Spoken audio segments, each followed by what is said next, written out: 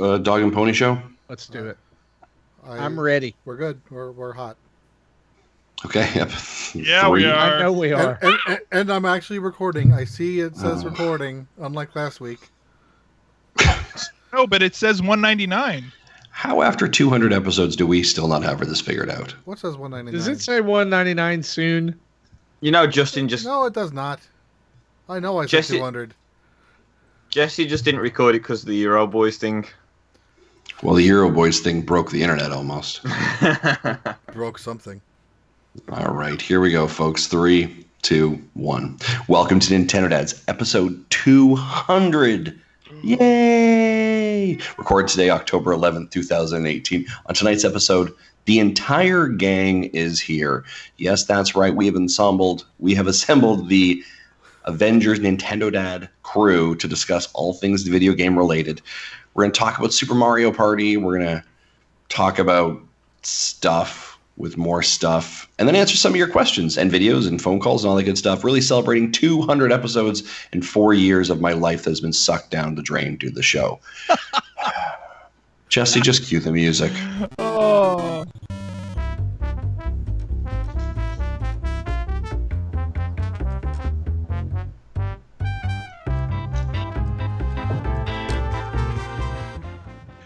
That's right, everybody. You're listening to episode 200 of Nintendo Dads, and if you've been here since the beginning, now you know how Justin Masson feels about how you've used your time. Also, if you've been here since the beginning, we don't validate your parking. No, we do. We do, but only if you listen to the beta episodes. Anyway, guys, welcome to episode 200 of the show. I am here with 4 awesome guys that I would not think about sharing this with anyone else except these 4. And I'm just excited about what this episode is going to hold. So let's start over here all the way across the pond in Ireland. Justin Masson, how are you, man? I am awake. I am up and moving. I'm excited to be here. 200 episodes. This is actually really, I'm obviously being a bit snarky at the very beginning, because if I wasn't snarky, I don't know what I'd be. But I'm really, brand, man. I gotta stay on brand. Absolutely, people know me as Snarky Tired Justin at 4 a.m. So, I'm really excited to be here. This is fantastic. It's a huge accomplishment. Which, round of applause for, for showing up. Is that what for showing up for everyone? But I mean, round of applause for really, for Zach and myself and Jesse, and then you two, kind of leached on to our show and just decided to try and drag us on, but whatever. But congratulations to you too, Marty. Fantastic. Yeah. Speaking of leeching on, Jesse Waldack from VGTribune.com. How is it? How are you? How are you? If we started with beta, are we now into the gammas, or are we in pies? No, we're out of beta. Oh, dude, I just had some pie. It was so good. Yeah, we're out of beta now. This is the real thing. It only took 200 episodes to get here. Yeah, this version 1.0. Also joining us tonight, back from the dead, so it seems, Mr. Zach Erickson. I hear your voice over there. How are you? Yeah, how's it going, everybody? There was no way. Justin tried to tell me that I wasn't allowed to come back for episode 200, that I needed to let things be, but I insisted on coming back. So do you know you can't block somebody? Like maybe someone can send me a tutorial on how you can actually block someone on social media. I was trying to block Zach. Like just full blown. You can't block somebody in real life. Like there's no button. Oh, dude, there's an episode. Isn't there like an episode of Black Mirror all about that though? Like, have you seen that? Yeah, like that's what you need. That's good TV. That's good TV. Black Mirror. Hey, also joining us tonight on this episode is Flat Cap Gamer and Nintendo Dad's intern, Gary Gray. He's not an intern. He's our YouTube intern. That's his job. He's a full-blown Nintendo Dad. He's just an intern on the... I'm sorry, I got confused. You were calling him an intern before the show, so... What I call Gary is Euro Boys. Euro Boys. Euro Boys. Euro Boys. Yes. Gary, are you okay after that?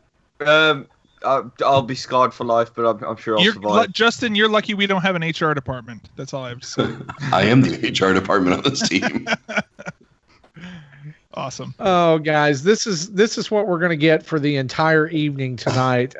200 episodes, 4 years, a YouTube channel, a Patreon, Twitter accounts, social media, Discord. There's been so many changes over the last 4 years. New hosts, hosts rotating around, videos, and all kinds of other things. And we're going to talk about all of that a little bit later. But before we do that, how about we dive into some news, shall we? Actually, Let's do it. Sure. give me 5 seconds. Hold on. True Nintendo Dad's fashion, ladies and gentlemen. That's a long 5 seconds.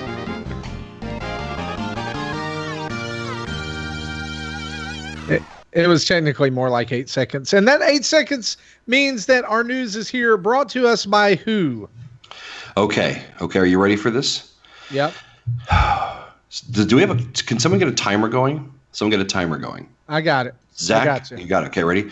The news is brought to us by, Dave Rinsberg, Dave White, Timothy Alf, Sean Aben, Ariel Blunt, Jordan, Airden, Nick, Jeremy, Holden, Greg, Third Strongest Mole, Kevin, Brandon, Paul, Travis, Chris, Fran, Andrew, Dakota, Jordan, Daniel, Julian, David, George, Chad, Articus. Are you 18, also pushing out John, number 2?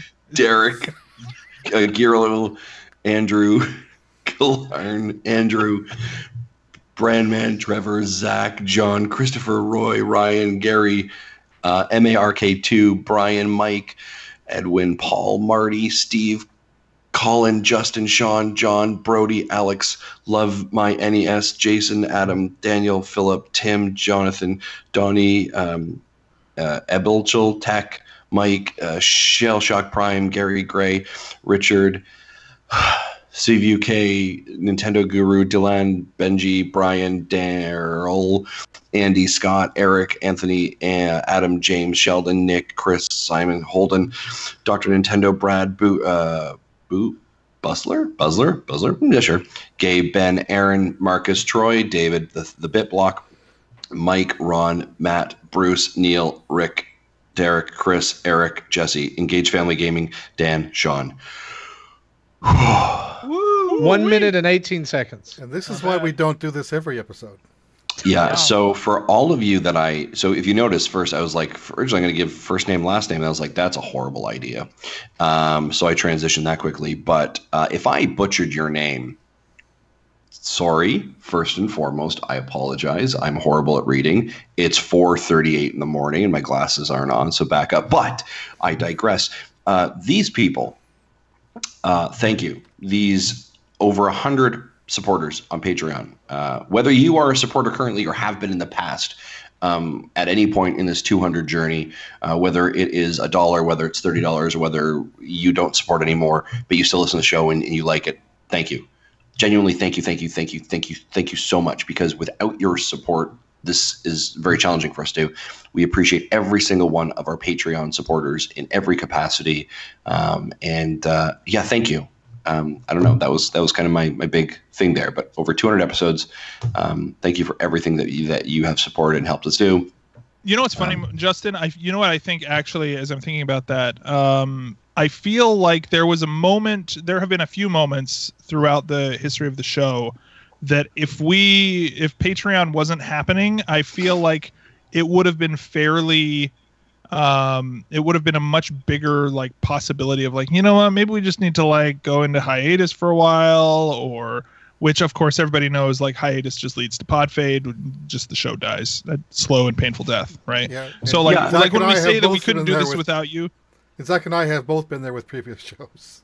Yeah, like, and so like when we say that you guys make this show possible, like it quite literally, this show would have died if not for you guys. Like I feel pretty confident about that. I don't know if people disagree, but that's how I look at it. Yeah, So- I think they're I think once you start a Patreon a campaign or whatever it is, I think there's a level of accountability, right? I think we've talked about this before, and we're kind of diving a little bit into our talk about the show.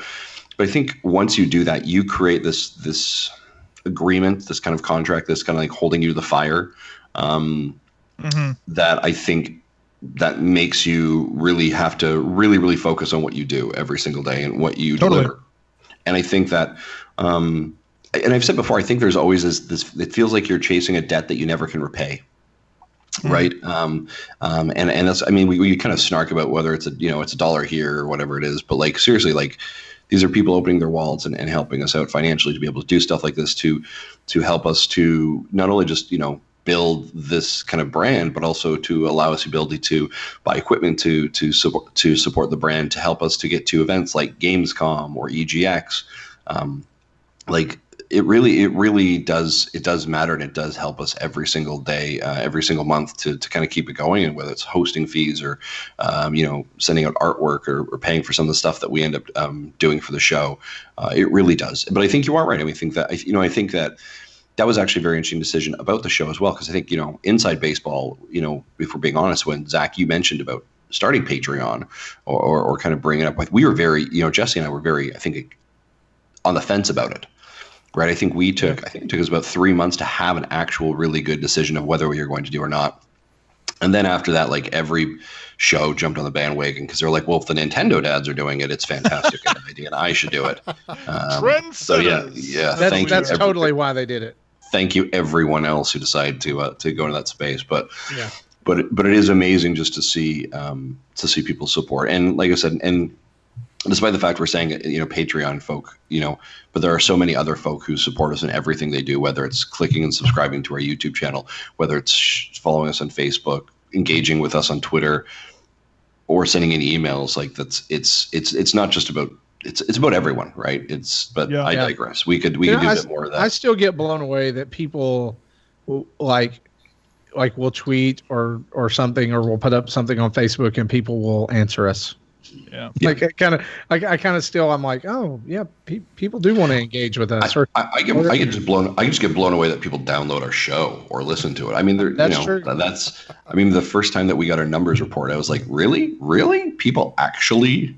And then I thought it was maybe because of the fact that Zach had gone to the Apple Store and had played with the podcast app and said, I still do that, dude. I still do that every time I see it, like an iPhone. It's like, go to the podcast section. And by the way, everyone, let's do a challenge, Nintendo Dads episode 200 challenge. Go to some sort of display phone, whether it's the Apple Store or anywhere, and just subscribe to Nintendo Dads. Yeah, it's done. It'll just beef up our numbers. If everyone did that one time with those new iPhone XS and 10s, 10s Max. Take a photo of that and send it back to us. Yeah. If you do that, we won't give you anything. We'll probably tweet about it. Maybe. Yeah. Who knows? Absolutely. Guys, let's get into some news. We're going to get people kicked out of stores. Again, thanks for everyone for supporting us on Patreon and standing beside us. And we'll talk a little bit more about the show, or a lot more about the show later on. But we've got a few news items to get through this week. It's been a relatively quiet news week compared to other weeks that Nintendo has given us lately, but I think that's a good thing for this week. Yeah, I think so. Still just a couple of noteworthy things to talk about. Nintendo Entertainment System, the Nintendo Online app, or the Nintendo NES Flicks app, updated this week with 3 games that we knew we were getting: NES Open Golf, Solomon's Key, and Super Dodgeball. But it also updated with a special edition of The Legend of Zelda, which I think, and this is just my opinion on this is the most interesting release of the 4.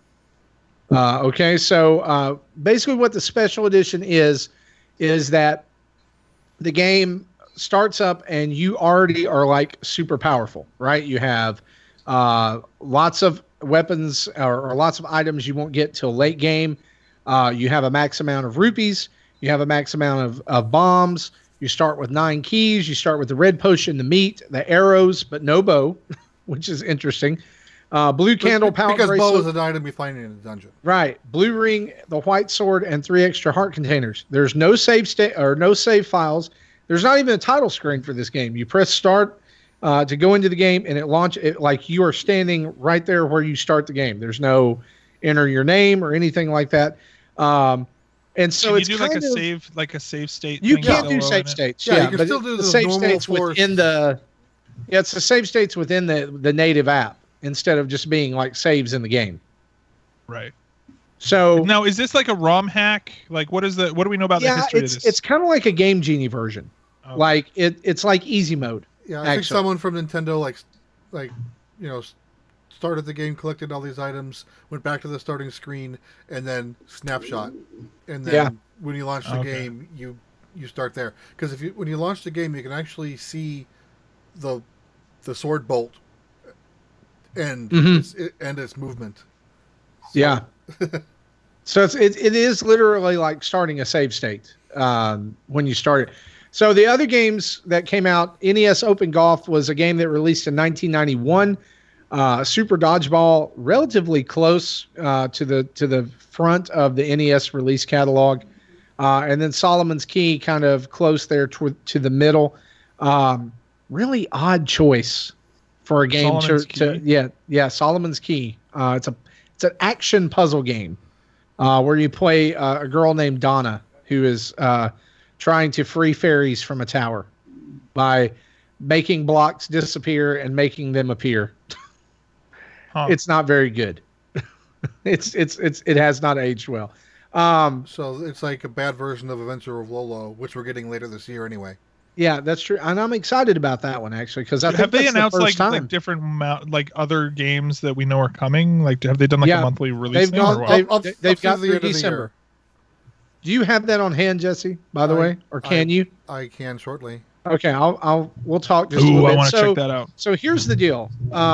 With the update of this week, one of the things that has kind of stirred on the internet and Nintendo forums and things is, and I want to be careful how I say this, a kind of a negative sentiment about the Nintendo Entertainment System offerings, and about there was a very kind of high profile article, I believe it was from Kotaku earlier this week, that was titled Nintendo's policies about retro gaming are driving me to piracy. And so this update, which should have been kind of like, oh, it's the first one, it's very exciting, you've got Zelda, you've got all this stuff, there's kind of been this negative tint to it. So I kind of want to just go around the horn here and get you guys' feelings. Number one, does this matter to you? Gary, did you even buy online finally? I did. Let's start with you. So you are in the online world now. Okay, so everybody knows that I've been quite negative towards the online thing, and in ways as well the NES thing, because I've had some laggy issues and stuff with them. I'm actually completely fine with the choices of games this month, and the reason is because I think that we've already got so much killer coming out on the Switch that it's okay to have a bit of filler. I mean, we started off with some of the best, most amazing games. If that happened for the next couple of months, we'd have nothing on the tail end. So every time that there's a quiet spell, Nintendo would be releasing bad NES games. So I'm actually okay for them to save some of the better ones till later. Okay.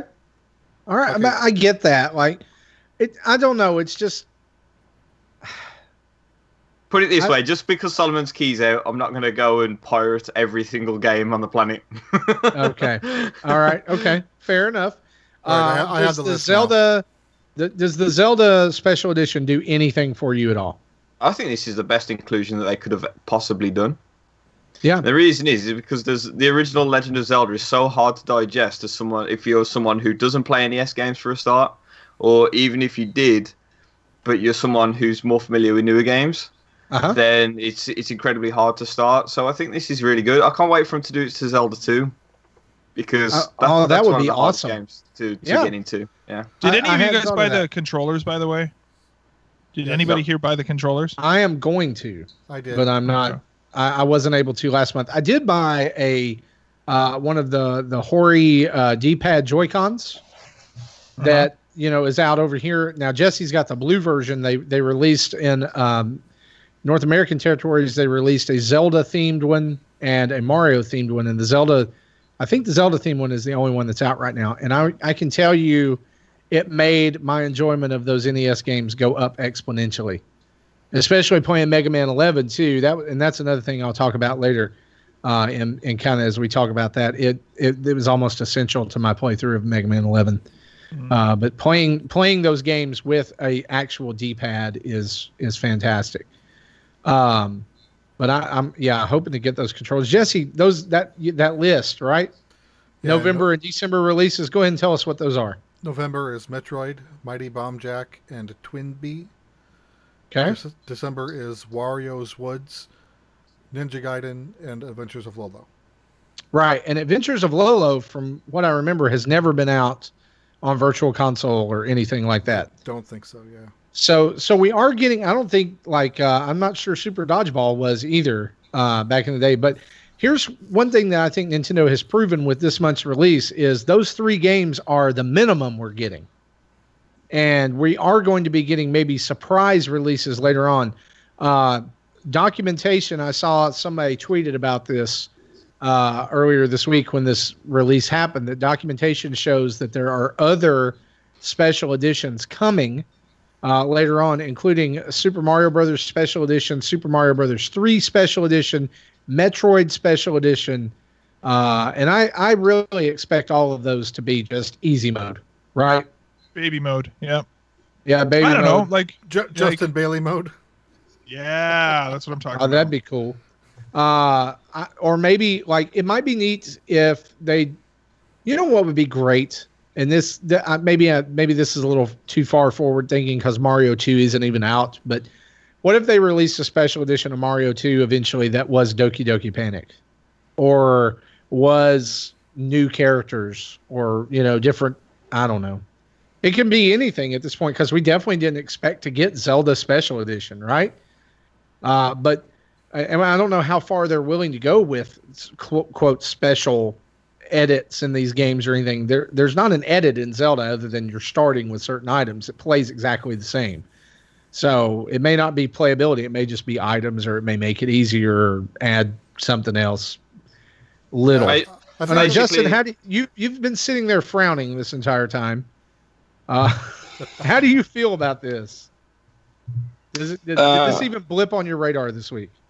I was excited to see 3 new games join the service, right? I still think that it's a bit lackluster.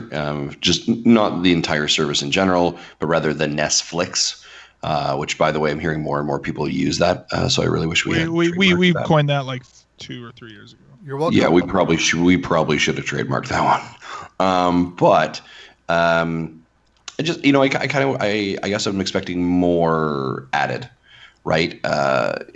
So yeah. I don't know. Like, these are fine games. I haven't played Solomon's Key, so I'll jump and play that. And I think the special edition for Zelda is great. I was actually kind of just shocked they didn't kind of just use the same one that was already in there and just kind of put I guess an extra layer of code. But I guess it's probably easier to make the new game. And never mind. I've talked myself out of that one now. But yeah, hopefully they're going to continue to add more than just the 3 every single month. I am curious, what does 2019's release calendar look like for them? Right. I hope it's not just like, and here's the 6, and now we're done, right? Like, it should be continually adding. And my question is also stuff like, much like the Netflix model, will some expire? Will some leave? Or is it just going to be kind of current this like continuous drip drop of games onto the platform? So, well, if you think about it, by the end of next year, we'll have had 20 games to start with, right? Mm-hmm. Right now there's 24. And so if we assume 4 a month, let's just do that for fun, right? Yeah. An extra special edition every month. That means that we're going to add 12 games by the end of the year to bring it up to 36 or 32, right? Mm-hmm. So next year, that would be, if it's just a minimum of 3 games a month, then you're going to have 36 new games by the end of the year. Right. By that point, you've pretty much covered the majority of what's good on the NES catalog. Yeah, I'm still seeing no Blades of Steel on this list, by the way. Yeah, I would say that's only about 11 to 12% of the actual NES catalog. The catalog is like over 700 or 800 games, which we don't need the entire catalog, right? Like, we don't need the entire catalog. But the bottom line is Zach wants Blades of Steel, but everyone knows we need McKids. Yeah, well, I'm where's the Teenage Mutant Ninja Turtles? Where's Darkwing Duck? Where's you want to get serious? I mean, where's a boy and his blob?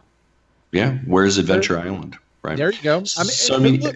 Here's resurrecting Lolo and Dodgeball and Solomon's Key gives me hope that they are going to bring back some of these. Yeah, I would make the argument that this has essentially killed the NES Classic idea. Eric right? Clark Like, is selling his classics right now, by the way. yeah, like, well, At the like, show, I mean, like he's selling them locally. In fact, I think he sold his NES Classic, according to the Facebook listing. Which is so crazy. Like he said, I still don't like understand there the was idea such a that they- fervor for those things, and now they're plentiful, and nobody wants them. Well, and like it still seems crazy to me that they're every single time they release that they have any sort of NES collection, it's a different set of games, it's a different strategy. Like, Right. I still think it's ridiculous that we don't have that cartridge, like an NES Classic on a cartridge.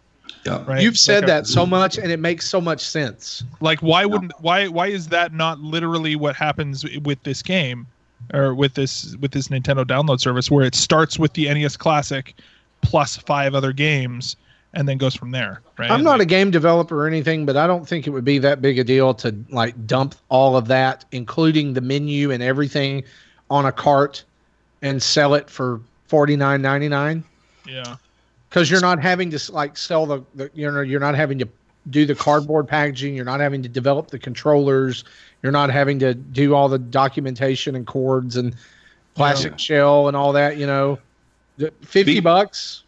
Speaking of the online classics, just for a quick second here, Marty Estes, did you see the tweet from my wife I regarding did, Dr. and I have Mario? answered the challenge. Good. I wasn't too sure. Well, my question is how good is she at Dr. Mario? Only you are going to find out soon. Yeah, can we That's ominous. segue that into a small commercial there? Since people are going to wonder what we're talking about. Yeah, so what I'll pitch that into, so obviously, Marty, you're getting ready for Extra Life coming very soon. We have a Nintendo Dads team. We have more and more people joining that team as well. And Marty, your fundraising is actually starting to gain some great traction, which we appreciate. But my wife has thrown a challenge out saying that we will support Marty for $30 if he promises to play Dr. Mario with her online for 30 minutes. That's $1 a minute, which is exactly, it's $1 a minute. What's really what's going to happen is it's going to be 30 minutes of Marty crying as my wife destroys him in Dr. Mario. So, Have you ever seen me play Dr. Mario? No. Have you ever seen her play Dr. Mario? No, I haven't. But It may be a reign of titans. So I'm presuming that you both can finish level 20. oh sure. Oh, It took me a while, but I finally did do it. Can I finish level 20? I don't know what level 20 is. she was born into level 20. You segue here or rabbit trail here. I remember getting Dr. Mario for Halloween one year. It was in my Halloween, like it was like in my Halloween candy. Really? Like my parents gave me Dr. Mario, Odd and thing it was to do. a bribe, so they didn't have to take me trick or treating more. Nice. Like I was let's just gonna go to a say, few houses, and then we've got a game at home for you. I was going to say, Sit who's down on the ri- couch, boy. Who's the rich parent on your block who's dropping off like NES games as opposed to? Here you go. Here's stacks of Dr. Mario. Yeah. Handing them out. Guys, I don't think there's much more that we could say about that. If you're an online subscriber and you haven't already done this, you can update the Nintendo Switch Online NES app and get those 4 new games and dive right in. And I'm going to play through Zelda again, just on this special edition, just to see how it is. And I've already started. I was helping my son earlier today. He's already on Dungeon 4, so we're doing pretty good. I We think may just play everything that- together. I think everything that they give you are things you can, buy on your own if you had enough money. Yes. Or find on your own without entering any dungeons. Yeah, you still got to get all the items out of the dungeons. Right. Because I remember I used to be able to play the game and get the 3 external heart containers, get the white sword, get the blue ring. Blue If ring you really itself want is 250. So If you really want a view of how far like the Zelda series has come, play this and then play Breath of the Wild. right. Because I mean, you start Legend of Zelda and the entire game, there's literally no idea of what to do. It's And you crazy. It Wander drives me around nuts. and hope that you find stuff. And the other game you start with a stick Yep. But at least they give you some direction. and an iPad. Yeah, a stick on stick in an ancient iPad. Moving on, this next little bit of news here, just a couple of more things. Skybound has made an agreement with Telltale Games to finish the final season of The Walking Dead, which will also be coming to Nintendo Switch. The announcement comes along with news that they will work with original members of the Telltale Games crew to make sure that their vision and their workmanship on the game is continued, as well as they'll actually get paid to finish the game. And basically, what this amounts to is 2 more episodes. No timetable is given, but I don't know. We didn't cover this too much when the news about Telltale came out, but I'm kind of sad that they're going to be gone. I really enjoyed their games. Their Batman game, both seasons of their Batman Telltale game is just, they're awesome. I only played the first chapter. I'm kind of sad to see him go, and Minecraft story mode was actually pretty good as well. At least the first one. I don't know about season 2. My son has it, but he's not. I don't think he's played through all of it. But it's it was, what I saw was really neat, and I mean, take a game that doesn't have a story at all, and you start adding characters and story to that world. Possibilities are endless. So I would have bought them on the Switch, but they're like $10 or $15 more on the Switch than any other system. Did any of you guys ever play the Walking Dead Telltale games? I played it very briefly on my iPad. I played season 1 on the Vita, actually. Oh wow! Which I actually, when I got my Vita, it was a Walking Dead season 1 bundle, so I got it with the Vita that was downloaded. So, it's funny because I haven't played a ton of Telltale games. I played that. I played the first season of Walking Dead, and I loved that. I think that was revolutionary at the time. But then I didn't play a whole lot, and then I played I think I bought the season pass for Guardians of the Galaxy. Yeah. And for me, and if you have longtime listener of the show, like Guardians of the Galaxy is better than Star Wars in my mind. If I lost interest in that game, that's saying something. Like it was just not, it was I feel like they stagnated. Like late era Telltale games stagnated a lot. Well, I feel like they kind of had their hands in too much. Yeah, exactly. Like they were because I mean I remember thinking that The Walking Dead was just amazing, but I don't know, man. It's sad to see it. I've got the first 2 seasons on my iPad. I played through them there, and I bought the Michonne standalone one as well, and I got about halfway through it, and it just I was like, I don't want to do this anymore, and so but now the first season of Batman just grabbed a hold of me, and I had to finish it. It was very good. It was very good, because your typical Telltale game gameplay, walk around, talk, uncover things, find clues. They managed to add combat to that in a way other than just the sort of like swiping of the. I mean it's that. Or like tap on person to save their life while the other one dies. So like that, it's that, but they did it in a way that made it not feel so arbitrary. Right.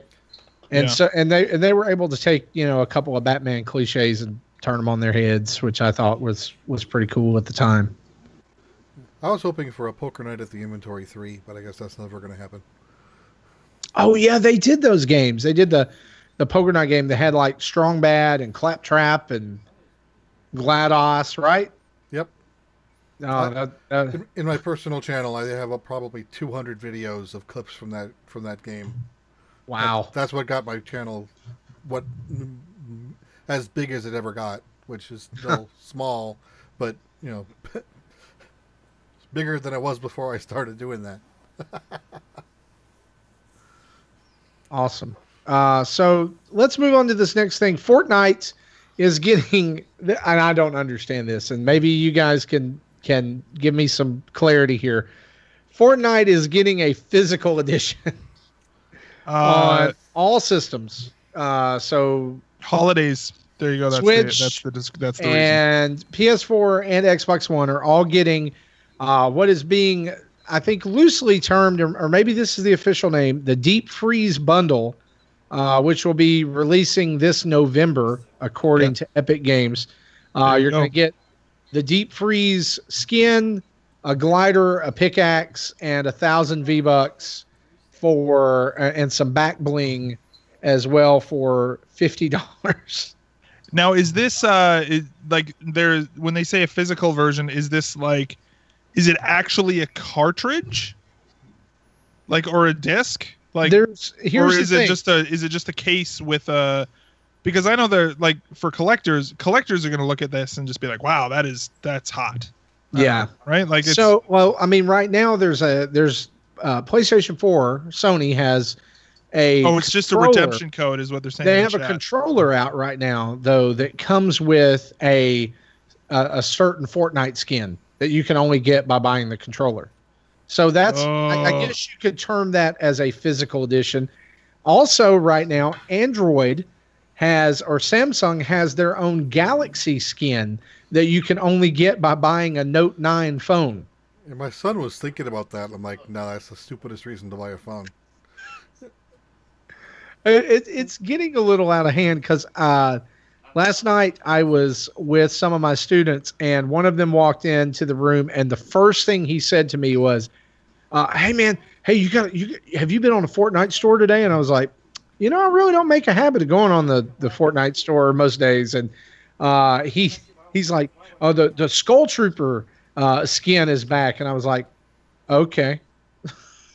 And apparently that was like some really rare skin from season 2 that hasn't come back in rotation until yesterday. And I then proceed to find out it's $20. Jeez. It's $20 for a skin. And I was like, no, I'm not going to do that. Okay, let me walk a couple of things back here, okay? And Justin, you and Gary, you can do some conversion here for us as well, all right? So this the Deep Freeze Bundle will be available on the 16th of November with a MSRP of £24.99. Oh, pounds? Yeah, that's what it looks like. Okay, so 24 pounds. That's like $30, isn't it? Yeah. No, 35. No. Canadian, that's about 45. Oh, American, that's about. It's about 45, so like 30, 35, 30 or 35. Yeah. Okay, so between $30 to $45, depending on region for this, and again, it's a skin. You guys have VAT in and UK, right? Now, here's the thing. This press release also says players can also purchase and download the Deep Freeze Bundle digitally through the in-game store. So, as you guys are saying, it's most likely going to be just a case with a code inside. Well, yeah, they're saying that in the chat. So it's okay. So it's literally just, hey, do you want to have Fortnite on your shelf? As a game case, and you know what? That's some people will flip their ever-loving crap for that because they just want that physical case. Some people need to experience poverty and the value of real money. Don't forget Nintendo. Wow. Zach the real value. Back on episode 200 with the hot take. Some people need to experience the real value of money. Like, oh my gosh, that is terrifying. That you would buy an empty game case with like how much is 1,000 like $10? 1,000 V-Bucks in the game is $10. Yeah. Don't forget Nintendo did the same thing with Pokemon Gold and Silver Virtual Console. They released cardboard boxes. Yeah. Yeah. Oh yeah, that's true. And the best thing is, I've seen those empty cardboard boxes in second-hand shops, and they're selling them for like £30 for a box. It's crazy. Oh my gosh, Kidding dude. me.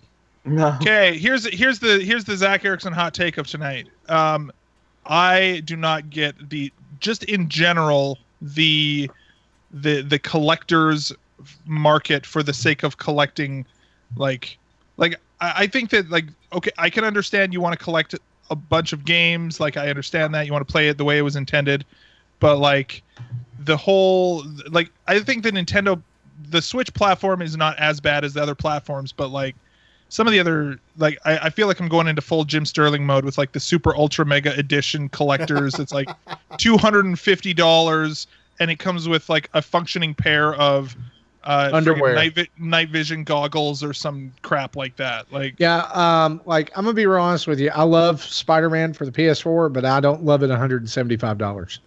well, that one I might actually. Like a Spider. Okay, see, there you go. No, I wouldn't. See, I you still would don't spend have a PS4. $160 on a Spider-Man statue No. and the game. No. I Okay. wouldn't do that. Yeah, my wife gets onto my gaming habit enough. Like if I came home with the Spider-Man statue, she would be like, "Just go to the shed. Go out to the shed right now." My experience with Amiibo and the fact that I still have a bin full of Amiibo that I don't use. That is enough of an experience for me to just be like, hey. So earlier tonight, I made a comment about somebody buying something. And my wife shoots me the side eye and looks over at me and she goes, "And you've spent over $1,000 on Amiibo. So what about you?" And I was like, "Wow." And you're like, I'm gonna go to the kitchen and make a cup of coffee now. You just go and like find the salve and treat that sick burn. Yeah. She keeps me on. She keeps my feet on the ground. Yeah, I used to do the collection thing too. Wii PS3 era, and ultimately ran out of room, which is why starting with the Wii U, 3DS, PS4 era, I've been mostly digital. I still collect the obscure hardware, cough, Atari VCF, cough, but I very rarely buy a physical game. Yeah. So this physical edition will be out on November 16th. You can pick that up for around $30 to $45 regional. You know what's interesting about whether you want it or not. You know what's super interesting too? I was just on the eShop because I was debating whether or not I'm going to get The World Ends With You, and noticed that what's the game that's coming out next week? The Choice of Life. Starlink. You can buy everything in that game without actually buying the stuff. Yeah, like you can do this. Correct. I didn't realize that was. I didn't realize that was a thing. We knew this back at E3. I don't know how I feel about that. Like, so I really feel like that's the new Toys to Life model, right? It has to be, but is it cheaper? Hold on. Just as an FYI, the game is priced, I think, in Zach, you can look at the eShop, it's like $79.99. That's the base game. Then they offer $106 worth of digital DLC that you can then purchase also. Right. So it's $106.49 Canadian for Correct. the everything bundle. Everything DLC. No. I think that's the DLC itself. You have to have the base game. That includes the Starlink Battle for Atlas Digital Edition. So that includes it. So it's $106 for the game and all of the DLC. But let me interject here with this. They have said that you can finish this game with only what comes in the box when you buy it. Correct. All of the game, like all of the game. Does that mean see the end credits, or yes? That means see the end credits. This is not going to be like a. It's not going to be Skylanders. If you would like to beat the game, Portal Master, you need to get a Fire Skylander. Yeah. Okay. No, that's tell your parents to go to the store. Go grab your parents' visa. I'm sorry, son. You're going to have to dip into your college fund. Like, you don't need college if you have Skylanders. Stay a while and listen in that voice. Stay a while and listen. There you go. That was a little too high. That was a little too, not enough Deckard Cain in that. I mean, the promise has been from the beginning that, and I'm getting the R-Wing edition, I'm so tempted by that, dude. And the thing is the only reason I've bought into that is because I don't want another Toys to Life game, but I love the concept of this game, and I love the Star Fox World integration, and the promise that I can finish the game with just that has kept me in it. Can I recommend we throw this over to our resident Starlink guru, the man who has played it the most, the man who has a hot take opinion, Mr. Gary Gray. Gary, how do you land on this? And also, might I add beforehand, lovely hat. Good to see you. Oh. Thanks, And the Justin. digital version, for those of you who do not know, for the download is 12.7 gigs. Ugh. Yeah, so I mean, as someone who's played the game quite a lot already, the events and stuff, you could finish the game with just the standard stuff that comes in the box. Except it's like Mario Kart. Imagine if you got Mario Kart and only started with Mario and a standard car. Basically, that's kind of how Starlink is. You could finish the game, but you might not enjoy it to its fullest. So all these other ships and stuff, they do actually change gameplay up quite a bit. Like just as small as a pilot, you can buy pilots on their own. They have their own special abilities. They level up. They're really customized. You can customize them loads, and everything is the same. So all the guns, they have their own stats. They have their own upgrade systems. The ships do. So it is a lot, though. It is a lot there, but you can just buy pieces of what you want and go that way. So I actually like this bundle. It's a lot cheaper than buying all the toys, especially if you don't want to buy the toys. It's a great option, but it's one of those things. I mean, Starlink, I think you need the experience of the toys. It's something you should experience. But at the same time, if you got to a point where you don't want to buy any more physical stuff, then at least you can get it digitally. Yeah, And is it cheaper? Like, how much is the bundle if you buy like this Starship pack is $20 Canadian, which I'm guessing means 15 US. What is the retail price for this stuff? So I'm going to jump on. I'll find that for you right now. How's that sound? Okay, so I think that I saw that each ship is like $15. I'm going to jump onto Amazon.com to make it easier. So here we go. So the Starlink Battle for Atlas Nadir ship pack is $24.96. Oh gosh! The So it's $10 Starlink cheaper. Pulse pack is $25. Again, so these are actual the ships. But now let's talk about what's getting in there. You're getting a character, a weapon, and a ship in those packs. Correct. And so and Justin, are those prices Canadian or American? I'm on .com, so it's American. Okay. And the digital only version for each of these is like $12.99 each. Yeah. So Yeah. So you're cutting it in half. yeah. Just by taking out I'm the looking toy. at the pre-purchase page here, and this is, if you're going to buy this, you might as well go with the deluxe version, because the base game is $60, and then if you buy the DLC piecemeal, you're spending an additional $88, or you can buy everything for $80. There's something to note with this as well. Look, that is a store exclusive ship. So Oh, good store exclusives. yeah, and that doesn't Everyone loves happen. those. That doesn't happen very often in England, by the way. It But that happens is all the a time store here. exclusive one. So you're not going to get every single piece of DLC. I mean, I think they're just different coats of paint, these store exclusive ones, but still. Can I just say this as we've sat here and talk about this? I'm gonna cancel my pre-order for this. Oh gosh. I'm serious. Like Hot takes, man. I What just had been happened? excited about it, but all of this digital bundle, you can buy this and you've got to have this. Like, well, it was Gary. Thanks, Gary. The whole what if you got Mario Kart and you can only play as Mario? Thanks. I think that's an accurate way of looking at it, because I am in no way, in any shape, form, or fashion, ready to or financially able to dive into another Toys for Life series. or to intervene or play like interference on a child who is going to go crazy for all of these. Well, my son, I've showed him this stuff, and he's like, "Oh, cool, it's Star Fox." He doesn't really care. Yeah. He's totally over the Toys for Life thing. Gary, yeah, jump in here, because I think you can. I mean, I'm not trying to persuade you to do something different here, Marty. I think everyone makes the right decisions. But I think, Gary, you and I have talked about this game a lot, and I think you have a really interesting perspective on it and a spin. Yeah. Okay. So I was going to buy just even though I've played with a number of ships and stuff, I was going to just buy the main kit and maybe another ship later on. It's totally doable with just what's in there. I mean, you get 2 pilots for a start. That might not sound like it's a big deal, but like I said, the pilots have abilities. Another thing worth noting is that the Star Fox ship can operate without any of the other guns. It turns into a normal Star Fox blaster. So really, you get an extra gun in the Nintendo one as well. There is enough in that pack, easily enough to have a bit of variety and a bit of go for it and stuff.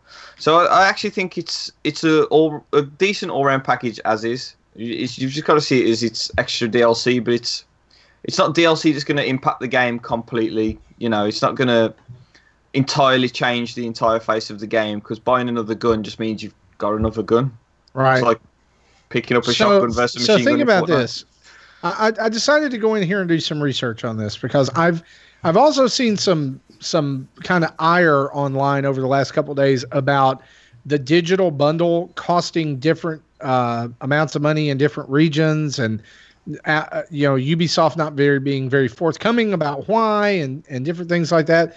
So the digital version for the Switch is $60 USD. And in that you get, and it tells you this right here on the eShop. I'm for those of you who are watching, I'm right here on it right now. 5-star ship, 7 pilots, and 12 weapons, just for buying the digital edition. That includes the R-Wing. Mm-hmm. Okay, because I was worried because I went and looked at the other version, the deluxe edition, right? And here's why: for me to buy the starter edition for just to get the R-Wing, right, physical, is $75. For me to buy the digital version, which includes all of that, the R-Wing and everything, plus 3 extra ships, 2 extra pilots, and a bunch of extra gun. Well, actually, 4 extra pilots and about 5 extra guns is $80. Yeah, that's what I was saying earlier. So I mean, like, why would I not do that? DLC for 80 plus the game for $80. Yeah, why would I not? Why would I not just go for the digital version here? Why, like? So I guess the question is, why even bother with the toys in the first place? Why make the toys? Why are they wasting their money on making the toys? I mean, because I think when this game started, it probably was a much more like when this game started development. My guess is the Toys to Life was doing much better than it is now, and they were too. So are these toys going to become like hard to find, or are they going to end up being the next Animal Crossing amiibo that still are on store shelves? I'm hoping the latter, and then I'll get all of it for super cheap. If they would make a Tom Nook figure that would pilot one of these ships, that's gold. Yeah, dude, bring it on. I think ultimately, I think Ubisoft knows that people won't buy the physical because of the toys. So I actually think it's quite smart. They're selling the digital one for cheaper. I mean, you lost, you haven't got to produce plastic, ship plastic. So it's actually, I don't have the room for all that stuff. It's actually what a lot of us wanted with Amiibo anyway. So yeah, you know what? See what the sales rate is between digital versus physical on this thing. Mm-hmm. Yeah. Here's the thing, Marty. Here's the thing with going physical is that you end up, if you go physical, then you could still buy the digital DLC later. Whereas if you go digital first, then you don't have the controller deal, right? Like you don't have the little attachments that attach to your Switch so that you can use the physical DLC or whatever later on. Right? So if you go digital starter set, there's no going back. Whereas you have options if you go physical. That's the only, I guess, my observation of the whole thing. But well, I mean, the physical option is, and the option that you're talking about is that you could maybe resell it, right? You could resell it, and that you would ever get to use any of the toys at all. Right. Whereas if you go digital, it's like the starter set is the thing that has the little attachment with your Joy-Cons, the little handle and all that crap. And so if you don't have that, then none of that's going to work either. Yeah. Which I don't know. No, Here's I don't know. The deal. I will probably wait until official review numbers on this one come out. Yeah. By the way, I just want to see what people think about the games. Yeah, for sure. By the way, since we started talking, I did actually get World Ends With You. So I blacked out, guys. I had to. Episode 200, I had to black out and buy something. I had to black you out. blacked out. guys- you woke up with a new game, just like I know, the that That shopping happens. cart, is, just like the that's so shopping much- cart incident. Yeah, that's Yeah. that's a Nintendo Dad staple right there. I couldn't not do it. You're also eating another pie. No, these are homemade Oreo cookies. They're delicious. Wow. Mm-mm. Classy. My wife brought Uh, me those straight out of the freezer. Yeah. So that's all of our news for this week, guys. Let's take a diversion here before we get into what we've been playing, and let's talk. You know what? It's episode 200. I think that we can have a few moments of self-indulgence here and talk a little bit about Nintendo Dad's past, present, and future, and talk a little bit about the occasion of reaching 200 episodes as a podcast, which is pretty stinking awesome if you think about it. I mean, a lot of people start podcasts and few, I think, reach this number. Yep. So from what I've seen, so Yeah, like that other podcast has only gotten like 55 episodes in 4 years. Yeah. So what I want to do is I want us to just Justin calls this Here, let me navel give you a little- gazing. Let me give this little background. There we go. Anyway, there we go. We just got kicked off Justin- YouTube for that. Yeah, Justin calls this navel gazing, but I think that people, particularly on this episode, are here for this a little bit. So all week long, we've asked you guys to kind of give us some comments or talk about your memories of the show and different things like that. And so maybe we're jumping ahead a little bit here on this, but I think this will be a good place to include those. I want to particularly for a moment talk to the three of our original Nintendo dads here. And for those of you who have maybe jumped on the Nintendo dads train, at least in the last 100 episodes, you may have and never gone into the back catalog. You may not know the story of how Nintendo dads started. Romance. Yeah, so I'm gonna turn this over to romance.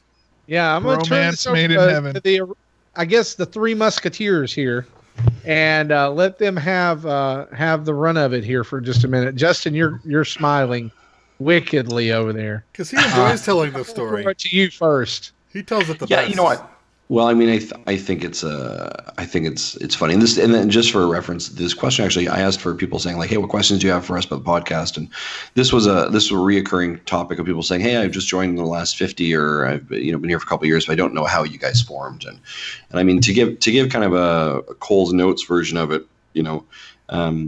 Zach and I lived in Lethbridge. We had kind of randomly found each other on the internet, and like most good Canadians do, decided to go for a complete bromance date out for Tim Hortons and have a bit of a chat. Really along the lines of, you seem to be interested in things I like and have things in common. So let's have a chat about that. Yeah, that I sounds think we quickly cliche, but that that was legit. It was exactly what we ended up doing. And so we kind of met a couple times over, I think probably about a month and a half, and talked about, would there be projects that maybe we wanted to work on or some ideas and passions. And Tim says Justin swiped right. Yeah, exactly. We very quickly, we very quickly kind of fell into this idea of we wanted to do a podcast, and I think we want to do something differently. And we wanted to take a different approach. And we were both new parents at the time, and we're passionate about video games and passionate about Nintendo. We thought, well, let's start this podcast possibly and see how it goes. And that we wanted to be a little bit different than everyone else. We wanted to be family friendly. We wanted to take it from a parenting perspective, and also be critical of Nintendo where we wanted to as well. And I think that was really how it started. Zach had a previous relationship with Jesse through other podcasts they had done, and so brought Jesse in as a third kind of voice, which I think was good. It was also great because Jesse's kids were older, and so that provided a different perspective than Zach and I. And our kids at that time were quite young, I think under the age of 5 for all of them. Oh, it's so weird, dude. Like my daughter I know. is turning 6 this year, and she was like 1 when we started. Yeah. Holy Yeah. weird. So And I don't my know. oldest two are 18 and 19. They are now adults. Yeah. Yeah. So it you know, that was kind of really the beginning of it. And so it was this kind of like this weird, I'm going to reach out to someone I don't really know, you know, on the internet and have a conversation and then meet them in real life. So I mean, like everything that we tell our children not to do. Stranger danger, man. Yeah, exactly. And it literally was like that thing of like, hey, we should be friends. We should like randomly, hey, we should do a show on the internet. Like, yeah. By the way, I have a treat for you, Justin. I have a treat. Okay, what do you have? Listen to this. Tell me if you can hear this. I'm going to try and get it to work. This is the very first audio of the very first episode of Nintendo Dads. You ready for that? Here we go. This is literally the YouTube video. I That would be don't think awesome. we'll be. Who is Yeah. queuing up for a marathon? If the 35-minute Nintendo Direct takes us 8 hours to debrief, we have some issues Yeah, we need to discuss. seriously. I know. Like, that And would the be NWR does an annual telethon for his. Where's the thing here? hot dog, hot diggity dog. All right. Yeah, Well, there you go. it was- everybody. And so it was this kind of just awkwardness of us kind of trying to figure out what we wanted to do. And I mean, it's always funny because people always assume that like Zach and I grew up together, or went to the same high school, or were best Oh, we friends. totally And the reality is we had no existence or knowledge of each other till about 4 years ago, when it was just a random person in Lethbridge that seemed to have a lot of things in common. And that was really how it started. Because it's so funny because when we recorded that first episode, we were like, I had known you for, I don't know, a month. Yeah. And I basically, I don't know if I told you this or I was like, because when we met in person, and anybody who's ever met me in person knows that I am much more, there's like a different version of me behind the mic, specifically like the Nintendo Dad Zach, even for people who listen to The Shift Show, which is my like psychology podcast I do at work. I'm a different person on that show too. And so it's a very specific side of myself that I let out for Nintendo Dads. And I was just like, yeah, you don't know me. You probably have never seen this side of me before, but as soon as we're recording, then I'm dialed up to 11. So I don't know if that freaked you out, but no, I don't think so. I think no, I was quite happy with it. I think it was a good interaction, but yeah. And then that kind of started us on this journey. And that was, and so, I mean, if I kind of like fall into some of the questions that were kind of asked here, is like, Tim asks, where did you think it would go? Where did you want it to go? I think, if I'm being very honest, I don't think we really had expectations for where it would go. I think probably we all assumed that this would go for like 20 or 30 episodes and pod fade, and then we'd be done and dusted, and that was it. And I don't think we ever had kind of any aspirations or big goals for it. And I think that we were just happy that like anybody listened to it.